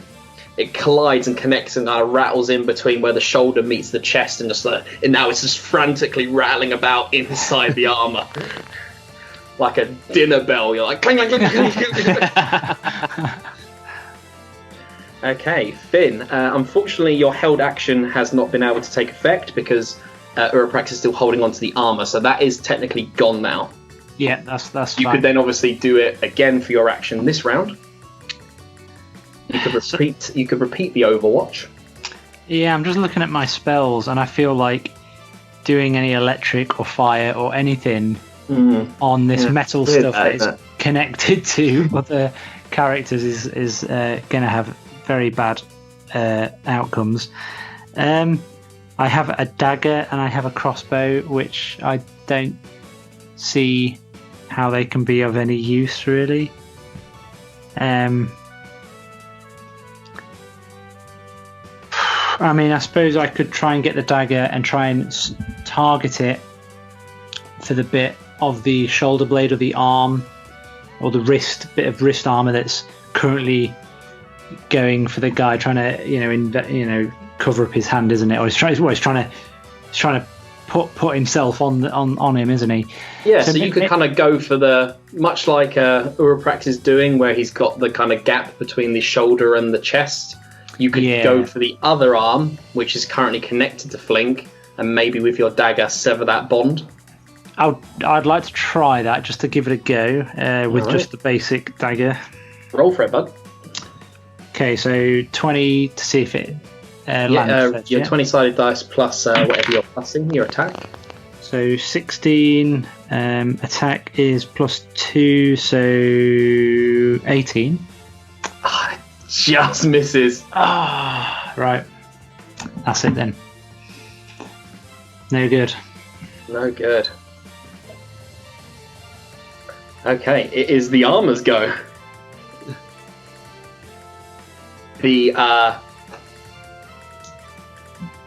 It's kind of buckled and connected onto Flink. The armor, you see, kind of jolts and almost collapses slightly and buckles to the right. As you look down, one of the shoes of this armor has kind of detached itself and is kind of flip-flopping and trying to get itself around and attach onto one of Flink's feet. It manages to do so, and again, this horrible, grotesque, this almost like it's just made of almost like tin foily, like it's just crumpling and tearing and just kind of reversing itself around, desperately trying to get onto its creator and its owner. Flink also buckles as this thing starts crushing his foot and just screaming out in pain. The armor also screaming out in pain as the sight of its master is getting tortured by its own volition. It's just this horrible scream of Flink and this weird metallic scream coming from inside, like the guttural sound of this armor.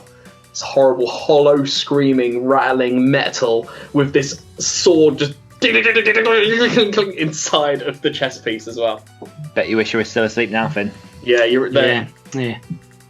There are lights coming on in neighbouring houses. People coming to the windows and seeing what the hell is going on at this weird freak show of sounds.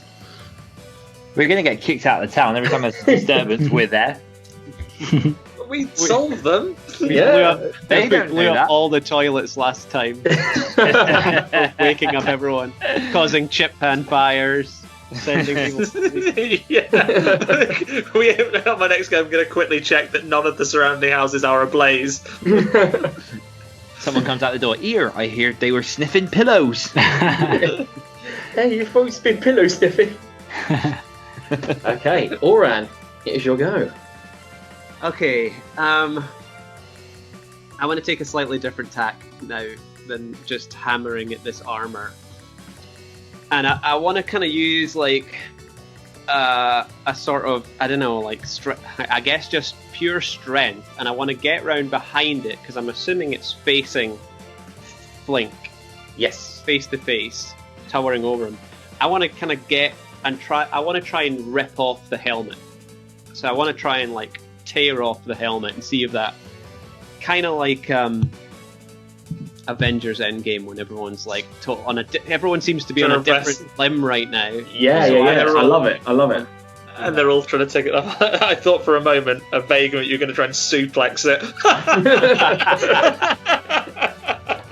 Okay, again, this will be a contested strength roll. So I'm going to roll strength and you're going to roll strength. Okay. And let's see who's the strongest. Do I get my plus as well? You do have a plus next to your strength on your character sheet, yeah. 13. 13. Whoa. I rolled a 14. You wrench as hard as you can, and you feel it kind of slip and like almost come apart, but like just like almost like a magnet, you can still feel that pull. The kind of front plate of this helmet starts like Pac-Manning and just like clang, clang, clang, clang, clang, clang, clang, and you lose your grip, and it kind of shudunk backs on top of the armor. Exactly like the Avengers then, where they almost get the glove off. They almost got the glove off. It just goes straight back on. This is Okay. The flying sword is not going to try and escape you, Uraprax. Instead, it's kind of trying to reverse itself, and almost as if you were whacking yourself on your head. Quit hitting yourself. Okay. So it's going to go for an attack, but however, it's currently grappling with you, so it will be at disadvantage. 3 or a 6, never good. Does a 6 hit you? Yeah, this sword manages to just like shrink, kind of come out of the chest plate, and then it's almost like trying to whack yourself on the head. But you've managed just to strengthen it, and you're dodging and just like wrenching your head from side to side as this thing's trying to whack you on the head. Okay, Scamos. Okay. You're just looking in horror as this weird suit of armor is just reversing and turning inside out and enveloping Flink. Yeah.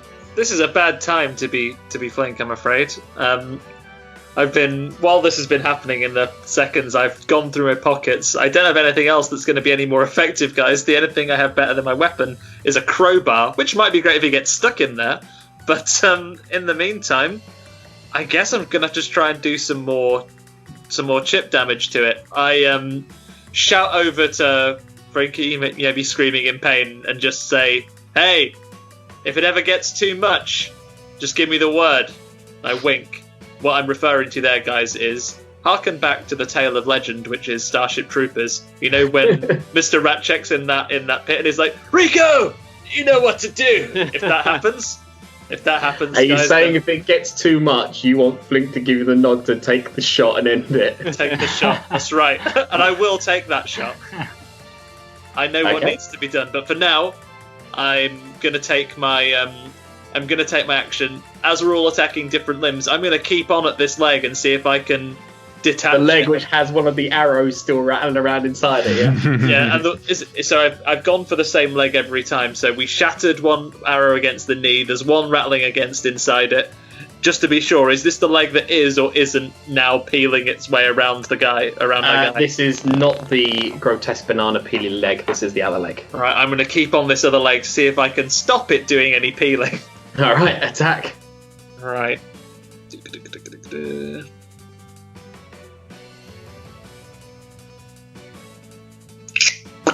I can tell you that this will have not hit. I've rolled a 2. And Move on. even with a +4, that is not hitting. Right, so... 6. Yep. Okay. Alright. You accidentally loose this arrow and it goes into Flink's knee instead. Well, that's kind. This is my cunning action. I'm going to shout again. It'll be like that. If it hurts more than that, then this. Then I'll do this, but in the head. Yeah, that's an example of how I can help you out. In case you didn't know the metaphor or the example I was giving, I'll do that, but in your head if the pain gets too much. Okay? And I smile and give him a little thumbs up. Screaming out in pain. In many ways, this is probably a distraction from the pain in your hand and foot. Focus on that one, yeah. Yeah, and you'll be able to tell. You'll be able to do great sound bites about a time you took an arrow in the knee. Come on. Okay. Oh, Jesus. Jesus Christ. It's your go, buddy. I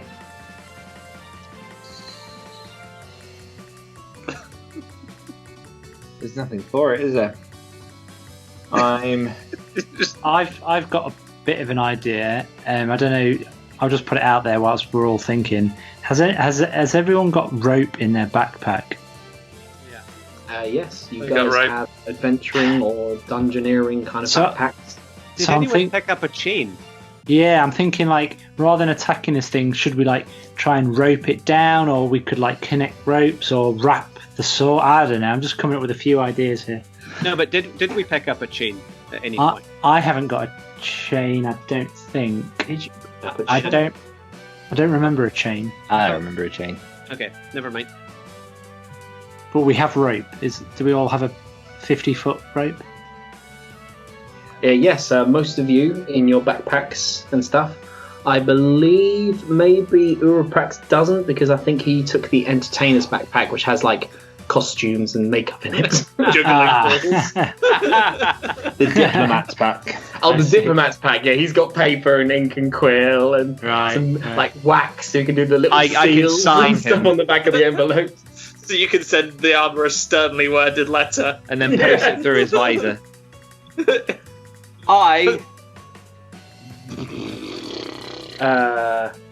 Yes. Okay. I don't know what this is going to do. Let's fucking try it. I take the sword, point the point towards my mouth, and then cough up acid all over the blade. Risky, I very make risky. it look as if I'm going to stab myself, but I go... Alright, your acid breath. I believe the sword will have to make a constitution or dexterity saving throw for that. Acid breath, did you say? Yes. The sword has to make a dex save. What is your dex for your acid breath? 10. 10. Excellent. The sword. Okay. I rolled a 10. You do it. Yay! Yes. So 2d6. 2d6. 4 plus 4 is 8. 8. You spit up 8. Oh! You've got to do that sound 8 times.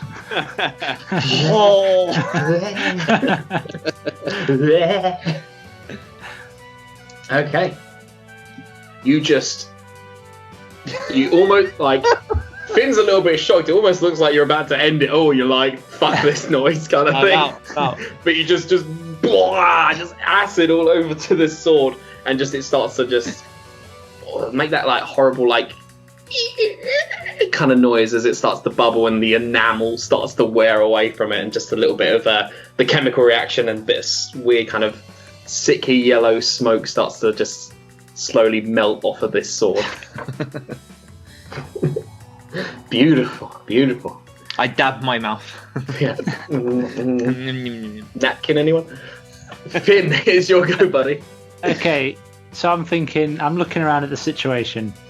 I'm seeing a acid-covered sword with a life of its own now, aiming at people. I see the guy that we're trying to help with an arrow in his knee, with like a snapped off like hand, like about to be. I'm thinking this is an absolute shit show. You know, what are we going to do here? Do I just end it and stab him in the head and see if the armor just? Wouldn't electrocution do him that much more harm right now? Yeah, this is what I'm thinking. Or do I try and do something clever with the rope? But I don't know if that's going to work.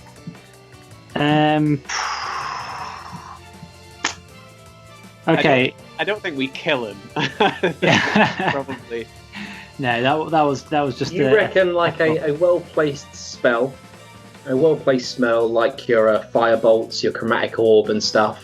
If you aimed it well enough, you could take off something like that isn't currently either enveloping Flink or engaged with someone else. Like you could aim for the head and get a clean shot on the head. Okay. So maybe then, if I could go for the scorching ray directly at the head. So 3 fire bolts directly at the head, trying to avoid Flink, as best I can. All right, don't rub it in. But if it does hit Flink, I mean, it's not a massive deal, is it? At this point? Well, you guys are considering just putting them out of misery at this moment. So yeah. Okay, let's roll all three to see how many hit, and then we'll do the damage after. So 3 d20s first. Yep. Let's see if they hit. 15. That one goes wide and misses. Or is that with your plus? Oh. Never forget your pluses. Plus attack. Is it plus attack bonus? Yeah. You should have a special spell attack bonus, yeah? Spell attack bonus. Yes, yeah, that is the attack bonus under the spell bit. So 20. So 20 on that one. That one hits. The second one was 1. Okay. 5. That one just 6. in your hand. Yeah, okay. 17 plus 5, 22. Excellent. 2 of those hit, so that would be 4d6 total damage. Ooh. One of them just kind of in your hand and just doesn't connect, but the other 2 just go right into the helmet, through like the eye gap. As long as it didn't go near Flink, that's okay. No, you're good. So 3, 5, so 8, 1, so 9, 2, so 11. 11. 2 motes of fire just come shooting out of Finn's hands. They go right into like the eye slit of this armor, and as scary as this thing is, it looks 10 times scarier now because now the bloody helmet is ablaze. It lets out a weird kind of this metallic hollow wail, but it does seem to be like it does seem to be weakening, you think? You're not sure. Alright. The armor, the knee part, the kind of knee plate, just kind of flies off of the suit of armor and just goes shooting towards Flink's knee where he got the arrow, and it just crushes into his kneecap. His leg snaps and bends the other way. It's like a really intense game of Hangman. Yeah. T. Flink is got like a white kind of, he's pale white. He's got like a flop sweat. He looks like he is about to pass out from this pain. I just quickly call out to Flink. Flink, I've got 4 minor health potions in the bag here. Maybe if you drink all 4 really quickly. One free hand who's just desperately like trying to grab at you at those health potions, like kind of thing. Oran! Okay, now I'm faced with a choice. I like the idea of trying to take off the helmet, and I forgot I had a crowbar in my bag. I feel like that would have been helpful. Yeah. So I'm not sure. You'll be pleased to know that crowbars give you advantage on strength checks. Oh, okay. I'm gonna because I want to see if it does anything if we like detach a bit. So. Mm-hmm. I mean, the helmet, I believe, is still flaming, but I want to ram this crowbar into the neck and just try. You drop the hammer. You just grab. It's probably got like a quick release kind of bit on the side of your backpack. You just kind of unslip it from that, almost like a water bottle holder, and you just kind of jab this crowbar, into the armor. So you're going to roll a strength with advantage. So roll twice and take the higher number. 5. Oh God. 10. 10 is the best I got, even with a 10. Okay. I rolled an 8. Oh! You just freaked out. The screams of Flink just absolutely throwing you off balance and just can't concentrate. You're like, just fuck this shit. You just grab this crowbar and you just jam it into like the back where the neck would be, where the helmet meets the back plate. It kind of goes in and you manage to just push it through and it kind of sticks out the front of the chest. You just pull down and wrench with all your might and this thing opens like a can opener, just wrenches off. The front chest plate splits in two as this crowbar just goes up through, and just the helmet just flies off. Ooh. The bits that aren't currently entwined with Flink just clang, clang, clang, clang, clang, clang, clang, just all start Jengering and just falling down into a big pile on the floor. Nice. Oh, okay. Wow. I'm slightly worried that they're all going to come back together again. Flink collapses onto the side of his hip because he can't bend one of his legs, and just collapses onto the floor, just heavy breathing, almost looks like he's about to pass out. Okay. This lone flying sword, the last piece, with disadvantage because it's trying to remove and get ungrappled from Uraprax, will try and attack him. Oh, that's better. Does a 19 hit you, Uraprax? It might.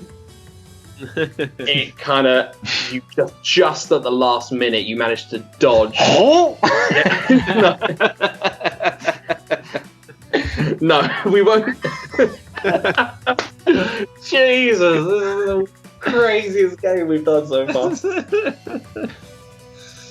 You've been holding onto this thing for a while. You feel it about to move. You just wrench your face just out of the way as it just scrapes and almost gives you like a Joker on one of your cheeks, and just scratches, and just you see a couple of his scales on his cheek just go flying off. I like those scales. I know, right? They were the nice. They were the like small little cheek ones. Yeah. You will take 5 points of slashing damage.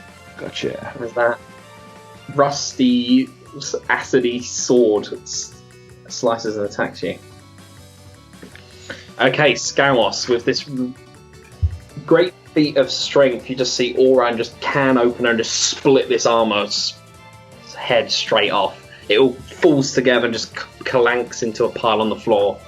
Uraprax is just kind of mind of its own, kind of doing this weird dance with this sword. What would you like to do? Well, it seems like I don't have a valid target to really get for. I don't want to shoot anyone else by mistake. So,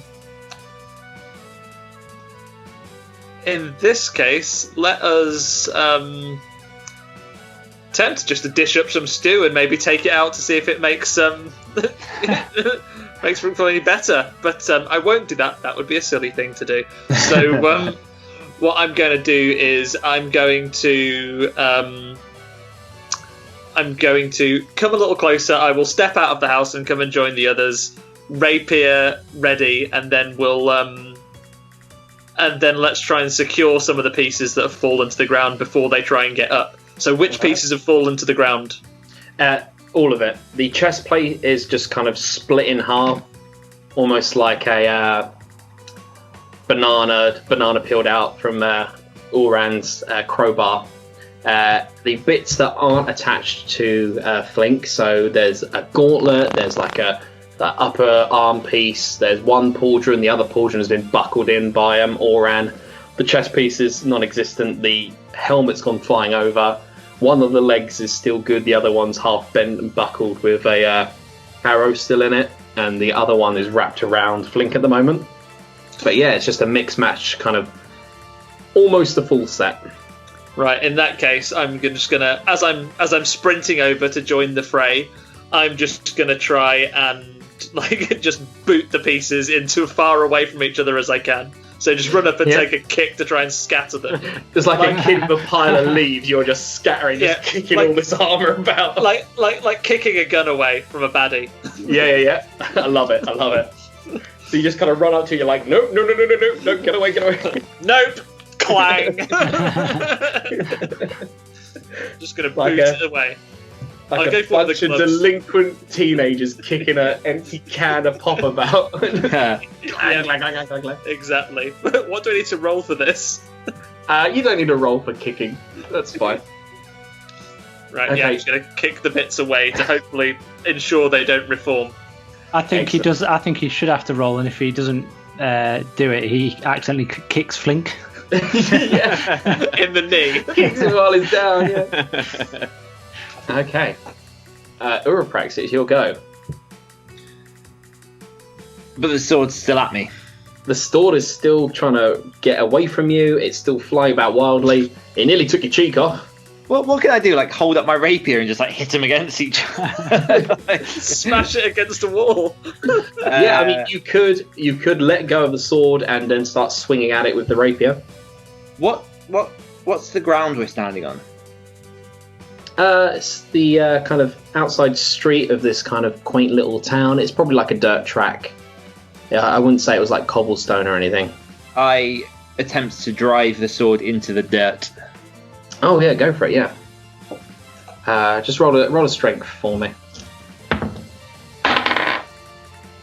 10. 10.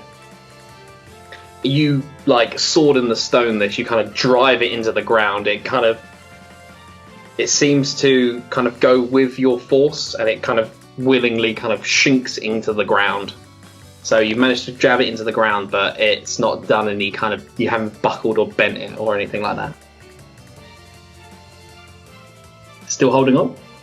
Still holding on. All right. I ain't letting this go.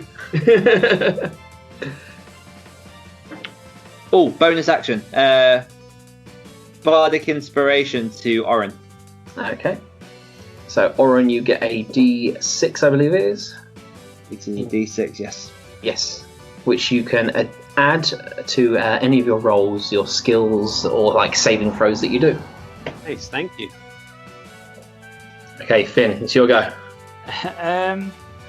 Yeah, I mean, what is there left to do really besides attack a sword handle currently poking out of the ground?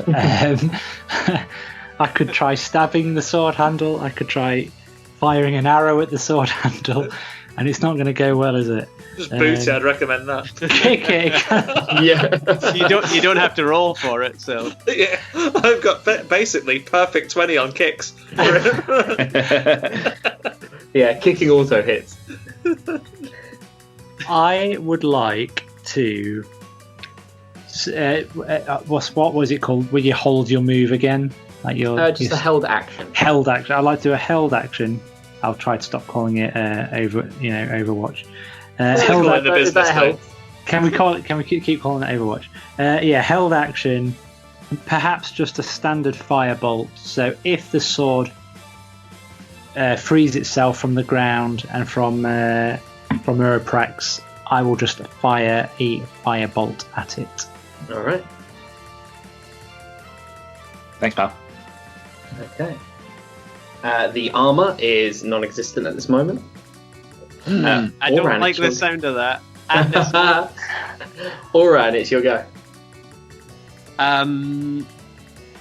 If I was to run over to where the handle is, Uraprax, and sort of motioned, like grabbed the handle as well and motioned for you to let go, would you let go of it? Undoubtedly. Okay, can I do that and then send a shocking grasp into it after Uraprax is let go? I like that. Good idea. Can we, DM? Can we? Yes. Please, sir. Okay, so Oran, you go running over. You kind of look at Uraprax, give him like that. I've got it kind of look. He lets go. As you reach over to shoot electricity into this sword, Finn, you get to throw a fireball at it because your Overwatch is activated. Uraprax has let go. Very good. So I'll do the D20. 1 with an attack bonus of 5. So a nice confident 6 there. You're there, you're waiting, you don't know what to do, you kind of see a moment, you're like, oh, and you shoot fire, but it just goes wide. It's okay. Like, I wasn't ready, kind of thing. Fire just everywhere now at this point. Yeah, not the multiple chip pan fires that are going on in the street already. It's alright, everyone's asleep. Yeah. Okay, so Oran, as you run over to this sword, Uraprax lets go, a random ball of fire just goes just past you. And you grab onto this and cast Shocking Grasps. Okay. This would be with advantage because it is a metallic object. So on my D20 roll, I've got the advantage. You do, yeah. You get to roll twice. Nice. Okay, 13's the first one. Okay, so 13 plus 2 is 15. I'm trying to think if I should add my D6 onto this just to make sure that I connect. Can I do that? Oh no, it's only a 1. So 60. What did I say? 15, 16. Its armor is 17. You just missed it. I'm still holding on though. I haven't let go. Yeah, so you grab it, you kind of shoot electricity through it. Because it's grounded, it does that weird like lightning bolt from the actual Sky thing where it does the Passover thing. It doesn't actually go in. It just kind of just shoots into an earths itself. Okay. The sword is gonna try and break free, so now me and Oran are gonna do some strength checks to see if we can let go of this. I feel good about Oran's strength. I don't feel good about his dice. Okay. A strength roll, yeah? Yep, just straight up strength. 16. With the plus? That was with the plus, unfortunately. Ah, well, fucking daddy got an 18. This sword finally just kind of goes out of the ground, just starts The flying. minute I let go, You've held on to that for so long, and damn. This thing like just absolutely goes for it, just boomerangs away. Well, All right, scout. does it boomerang back? At the moment, it is just Oh, okay. going, and yeah, it starts coming back like as it comes flying back towards you guys, and all three of you are like, shit! Scamos. You can just see this sword just goes out and then starts coming diving towards javelin style. Better try and do something about this then, hey? Okay, so I'm gonna pull the rapier and try and swashbuckling style, like actually connect with it as if it was as if we're in a sword fight. All right, you run out into the center of the street, and almost like a baseball bat, you just get your rapier ready as this thing just comes flying back towards you. Yeah, that's exactly what we're gonna do. So, what's your noise? Right. The thunder waves and fireballs from earlier. Phil Collins is there. Oh golly. Right, we've rolled a 16, and then I have a +4 on my rapier. It connects. It actually connects. Roll some damage. Right, 1d8. 1d8 plus 2, and then apparently someone needs feeding, so I'll deal with you in a second. it's me. Yeah. Never spot the d8, it's this one. 6 plus 2, so 8. 8. Alright. You just baseball bat swing this with all your strength, and it connects. You hear this chink as like one of the arm guards, like the cross guard, one of the sides of it just breaks off and goes flying off into the distance. It is still flying about the place crazy, but you've done a considerable amount of like whooshing against it. Wait, I'll be right back, guys. You guys carry on. Hang on. Alright. Uraprax. I'm guessing my phantasmal force won't work on the sword. No, I don't think it It sees bears. It is like a frisbee. You haven't put enough spin on it. It is kiltering, and it's not caught the wind. It's like just kiltering about the place now. Can I get it with my rapier? Yeah, of course you can. Well, you say that. I've got to roll for it first. You can try. You're more than welcome to try. 17. Oh yeah, it hits. 1d Roll that damage. plus 2. 3. 3. As now that it's slowed down and it's spinning and satelliting is weakened and slower, you see there is like where the sword meets the handle and the crossguard. There's like a nice red gem. that seems to be just catches your eye, and you rapier and just manage to tip of the rapier just shatter that gem as the sword then just clang clangs onto the floor. Hey! He's only gone and done it. We did it. Great. All right. And with that, you guys believe you're out of combat. We believe. You just have We Flink on the believe. ground, kind of clutching his dodgy knee with his one good arm, as his arm is like just encased in this horrible like metal, taut and wrought metal. And he's just there, just clutching his knee, trying to reach and grab his leg, just like holding his elbow and his arm at like the elbow, trying to get this piece of armor off, but it is tight on there, and he's just like breathing heavily, like, oh god. This is his origin story. This is it. Let's see if we can, laughter in some cases is the best medicine. I'll kneel down next to him and say, hey, it's a good job I didn't try to attach at the groin first, right? He is still naked. Yeah. And then we'll go Yeah. to... Sorry, go ahead. He's like breathing heavily. He's like, oh god. He kind of looks at you. He's like, yes, okay, yeah. Can we help him try to remove this plate? It is. It's horrible. It almost looks like he's willingly dunked his hand in molten metal. It is just a. You are horrible. You are the chosen one. It's just a horrible, like, tarnished and blackened from the attacks and stuff. Almost looks like he's just got a metal nub now for a hand. Now would be a good time to hit him with a chloroform pillow. Yeah. It's fine, go to bed. Sleep time. I mean, you joke about this, but you get a couple of them. That's a fun pillow fight. Induced coma. Yeah. I think Oran should just wave his like crowbar near it and just No. dig that in. I appreciate it, but I think I might need to ask the blacksmith to help me on this one. Someone want to offer him a potion? We've got Quickly, four minor. do you have any Four- potions in the house? Because He's just shaking his head.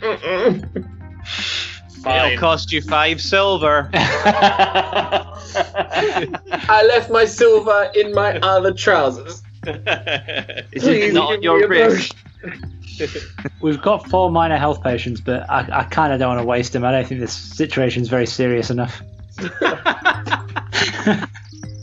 Wow. One of his legs is permanently broken backwards and stuck in that position.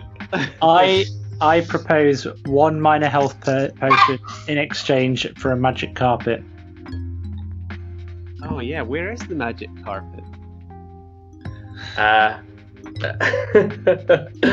Finn, roll a persuasion with advantage because he'll do anything at this moment. I can't believe we're like holding this guy ransom. Right, 14 plus 5, He 19. did almost get us attacked. Right, 19 is the highest out of the 2. 19. Yeah, I get you a carpet. I get you a flying carpet. Okay, cool.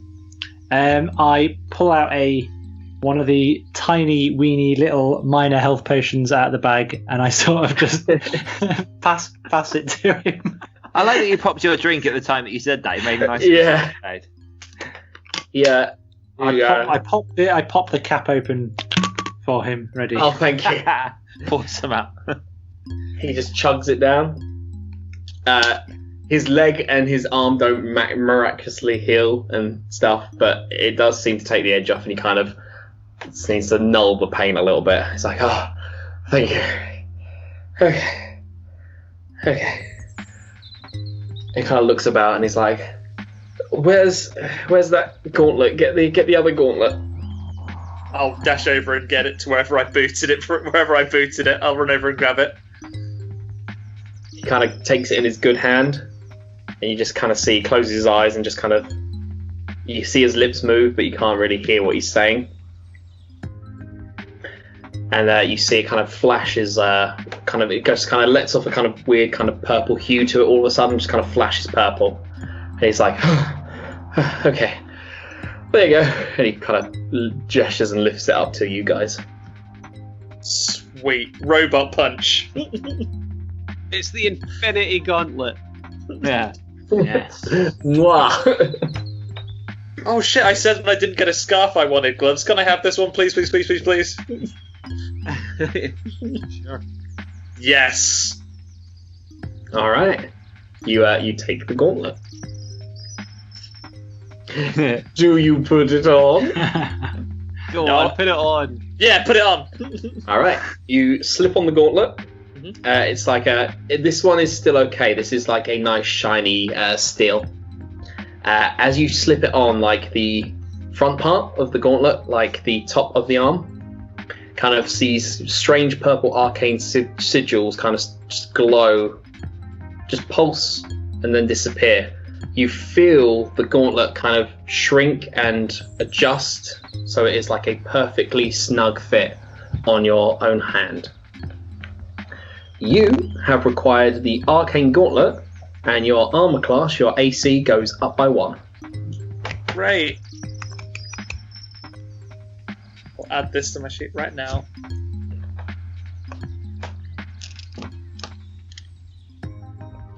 He kind of looks at you guys. It's like, okay, well, because it's getting quite in the evening now. The sun is definitely starting to set. He's like, could you go talk to Gilther the blacksmith for me tomorrow morning? I think I need a hand getting this off. And he kind of lifts up his mangled metal hand. Sure. Close his eyes. Thank you. Thank you. Well, guys, I think Still we're done here. naked with slightly metal bits. Yeah. He kind of lifts his good arm up. He's like, can someone help me up? Help me indoors. Thank God it wasn't the codpiece. Please. Yeah. I was tempted to do the codpiece. It's lucky you didn't. Yeah, thank God I didn't. I would have not wanted to describe that. He puts a hand up. Like, could one of you help me up, please? I help him up. Okay. As you help him up, and he's putting all his weight on his good leg. The other, oh wait, he hasn't got really any good legs because one of them's wrapped in metal and the other one's facing the wrong way. and falls. Yeah. I carry him. It's going to probably be a 2-person job. Someone is going to have to give you a hand, Scummoss. You are going to have to carry him between your shoulders. Let's do it. I'll get the other side. All right. As you kind of carry this poor man back into his house, he kind of goes like, "Oh, and you used the pillow already, didn't you? Oh, I'm not going to be able to go to bed." Do you want a nice warming bowl of stew, perhaps? As you go into the kitchen, the spoon is on the floor like dead fish, just occasionally just flip. Give him the kipper. Flip. Those kippers are not safe for human consumption. Maybe you could add the kippers to the stew for a bit of extra flavour. Extra punch. But then he'll lose the bet. Yeah, he's got the bet forever. He's got to okay. do damage with those. I'm ready for that bet. I want those 2 gold pieces. Oh yeah, is that what we bet? That was the bet. Down what we bet. Oh, I did. Okay. Got my fish bet. He's actually written fish bet down. And you've drawn a fish. I've drawn the fish. It's You beautiful. got to track this stuff, buddy. This stuff comes back to bite you in the arse if you don't Yeah. keep track I'm a of bard. it. It's you. You help him back indoors. You get. You help him get semi-clothed, and you kind of get him comfy in bed. He kind of laying there, like his weird metal foot and hand kind of hanging out the bed slightly. He's like, "Yeah, the blacksmith Gilther. Could you ask him to come visit me tomorrow?" What's his Sure. name? Gilther. Gilther. Gilther. Gilthur.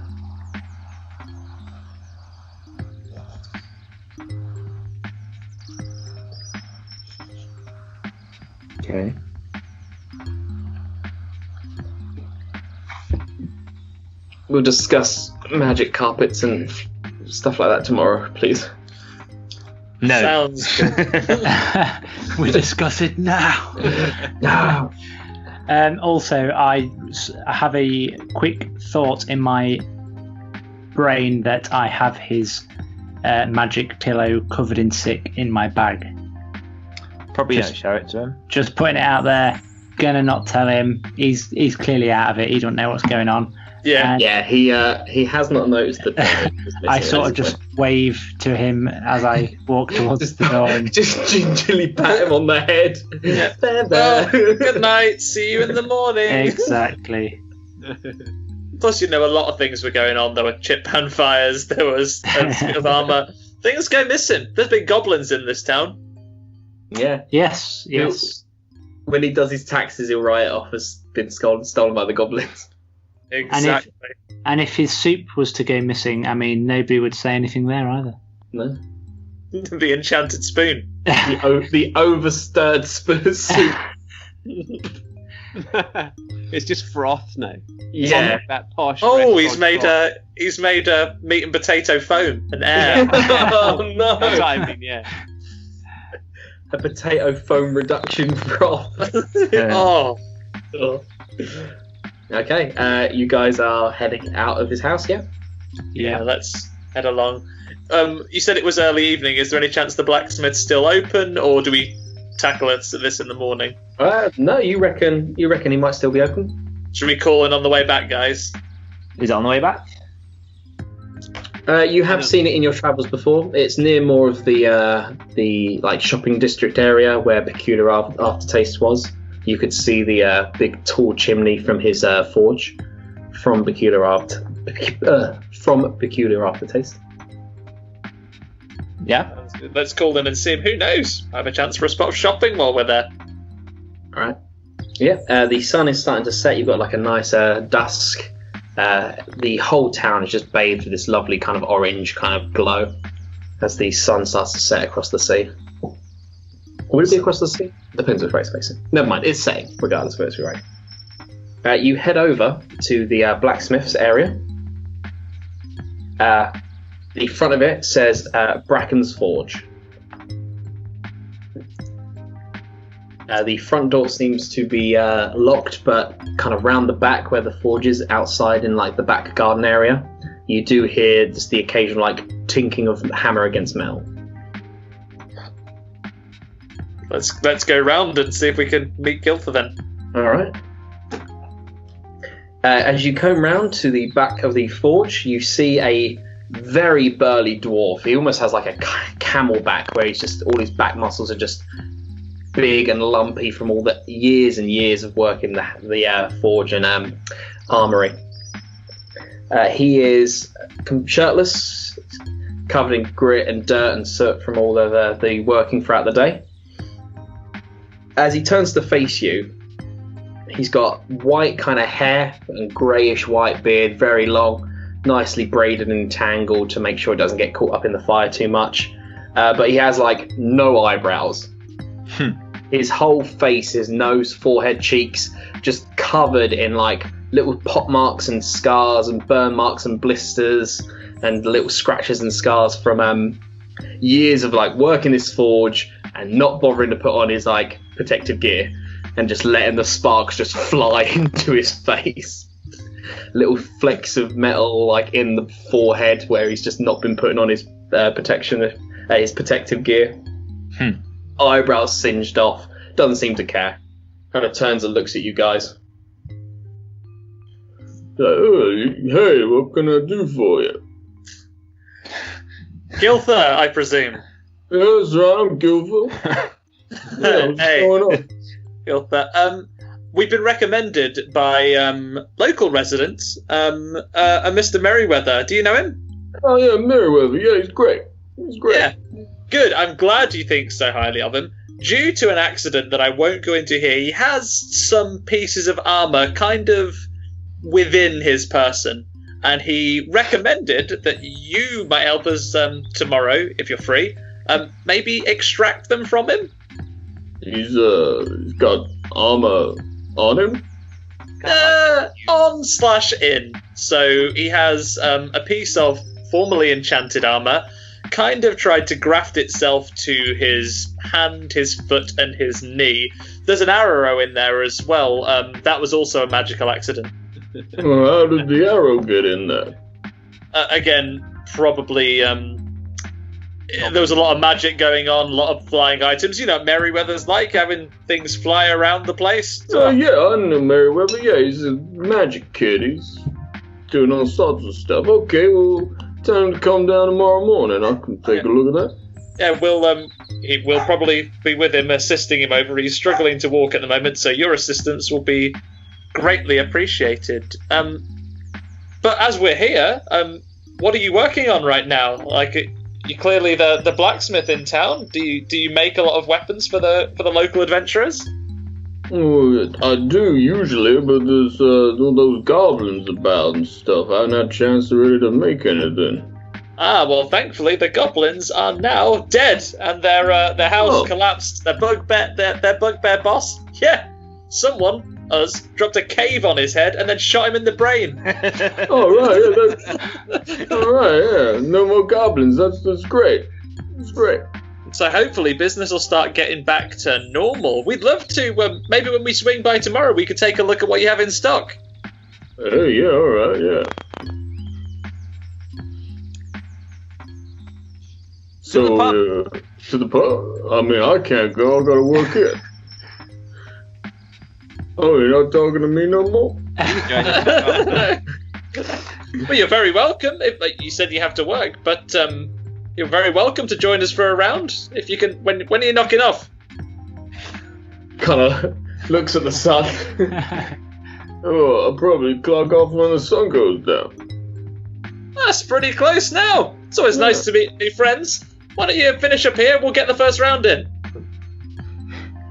Yeah, all right. He just drops his hammer and just plonk onto the floor. He kind of lumbers towards you. Seems like he cannot move his neck. His shoulders and his back are just so built up with years and years of work in the forge. He just seems to be constantly facing forward with absolutely no neck movement. All right, yeah, let's go. Where we going? Winged horse? Winged horse. Huzzah! Oh, yeah, we'll go with winged horse. Yeah, winged horse is great. To the winged horse, companions. Alrighty. With your new dwarven blacksmithing friend, Gilfer, you guys head off to the winged horse after a very eventful night of fighting magical suits of armor. Woohoo! Yay!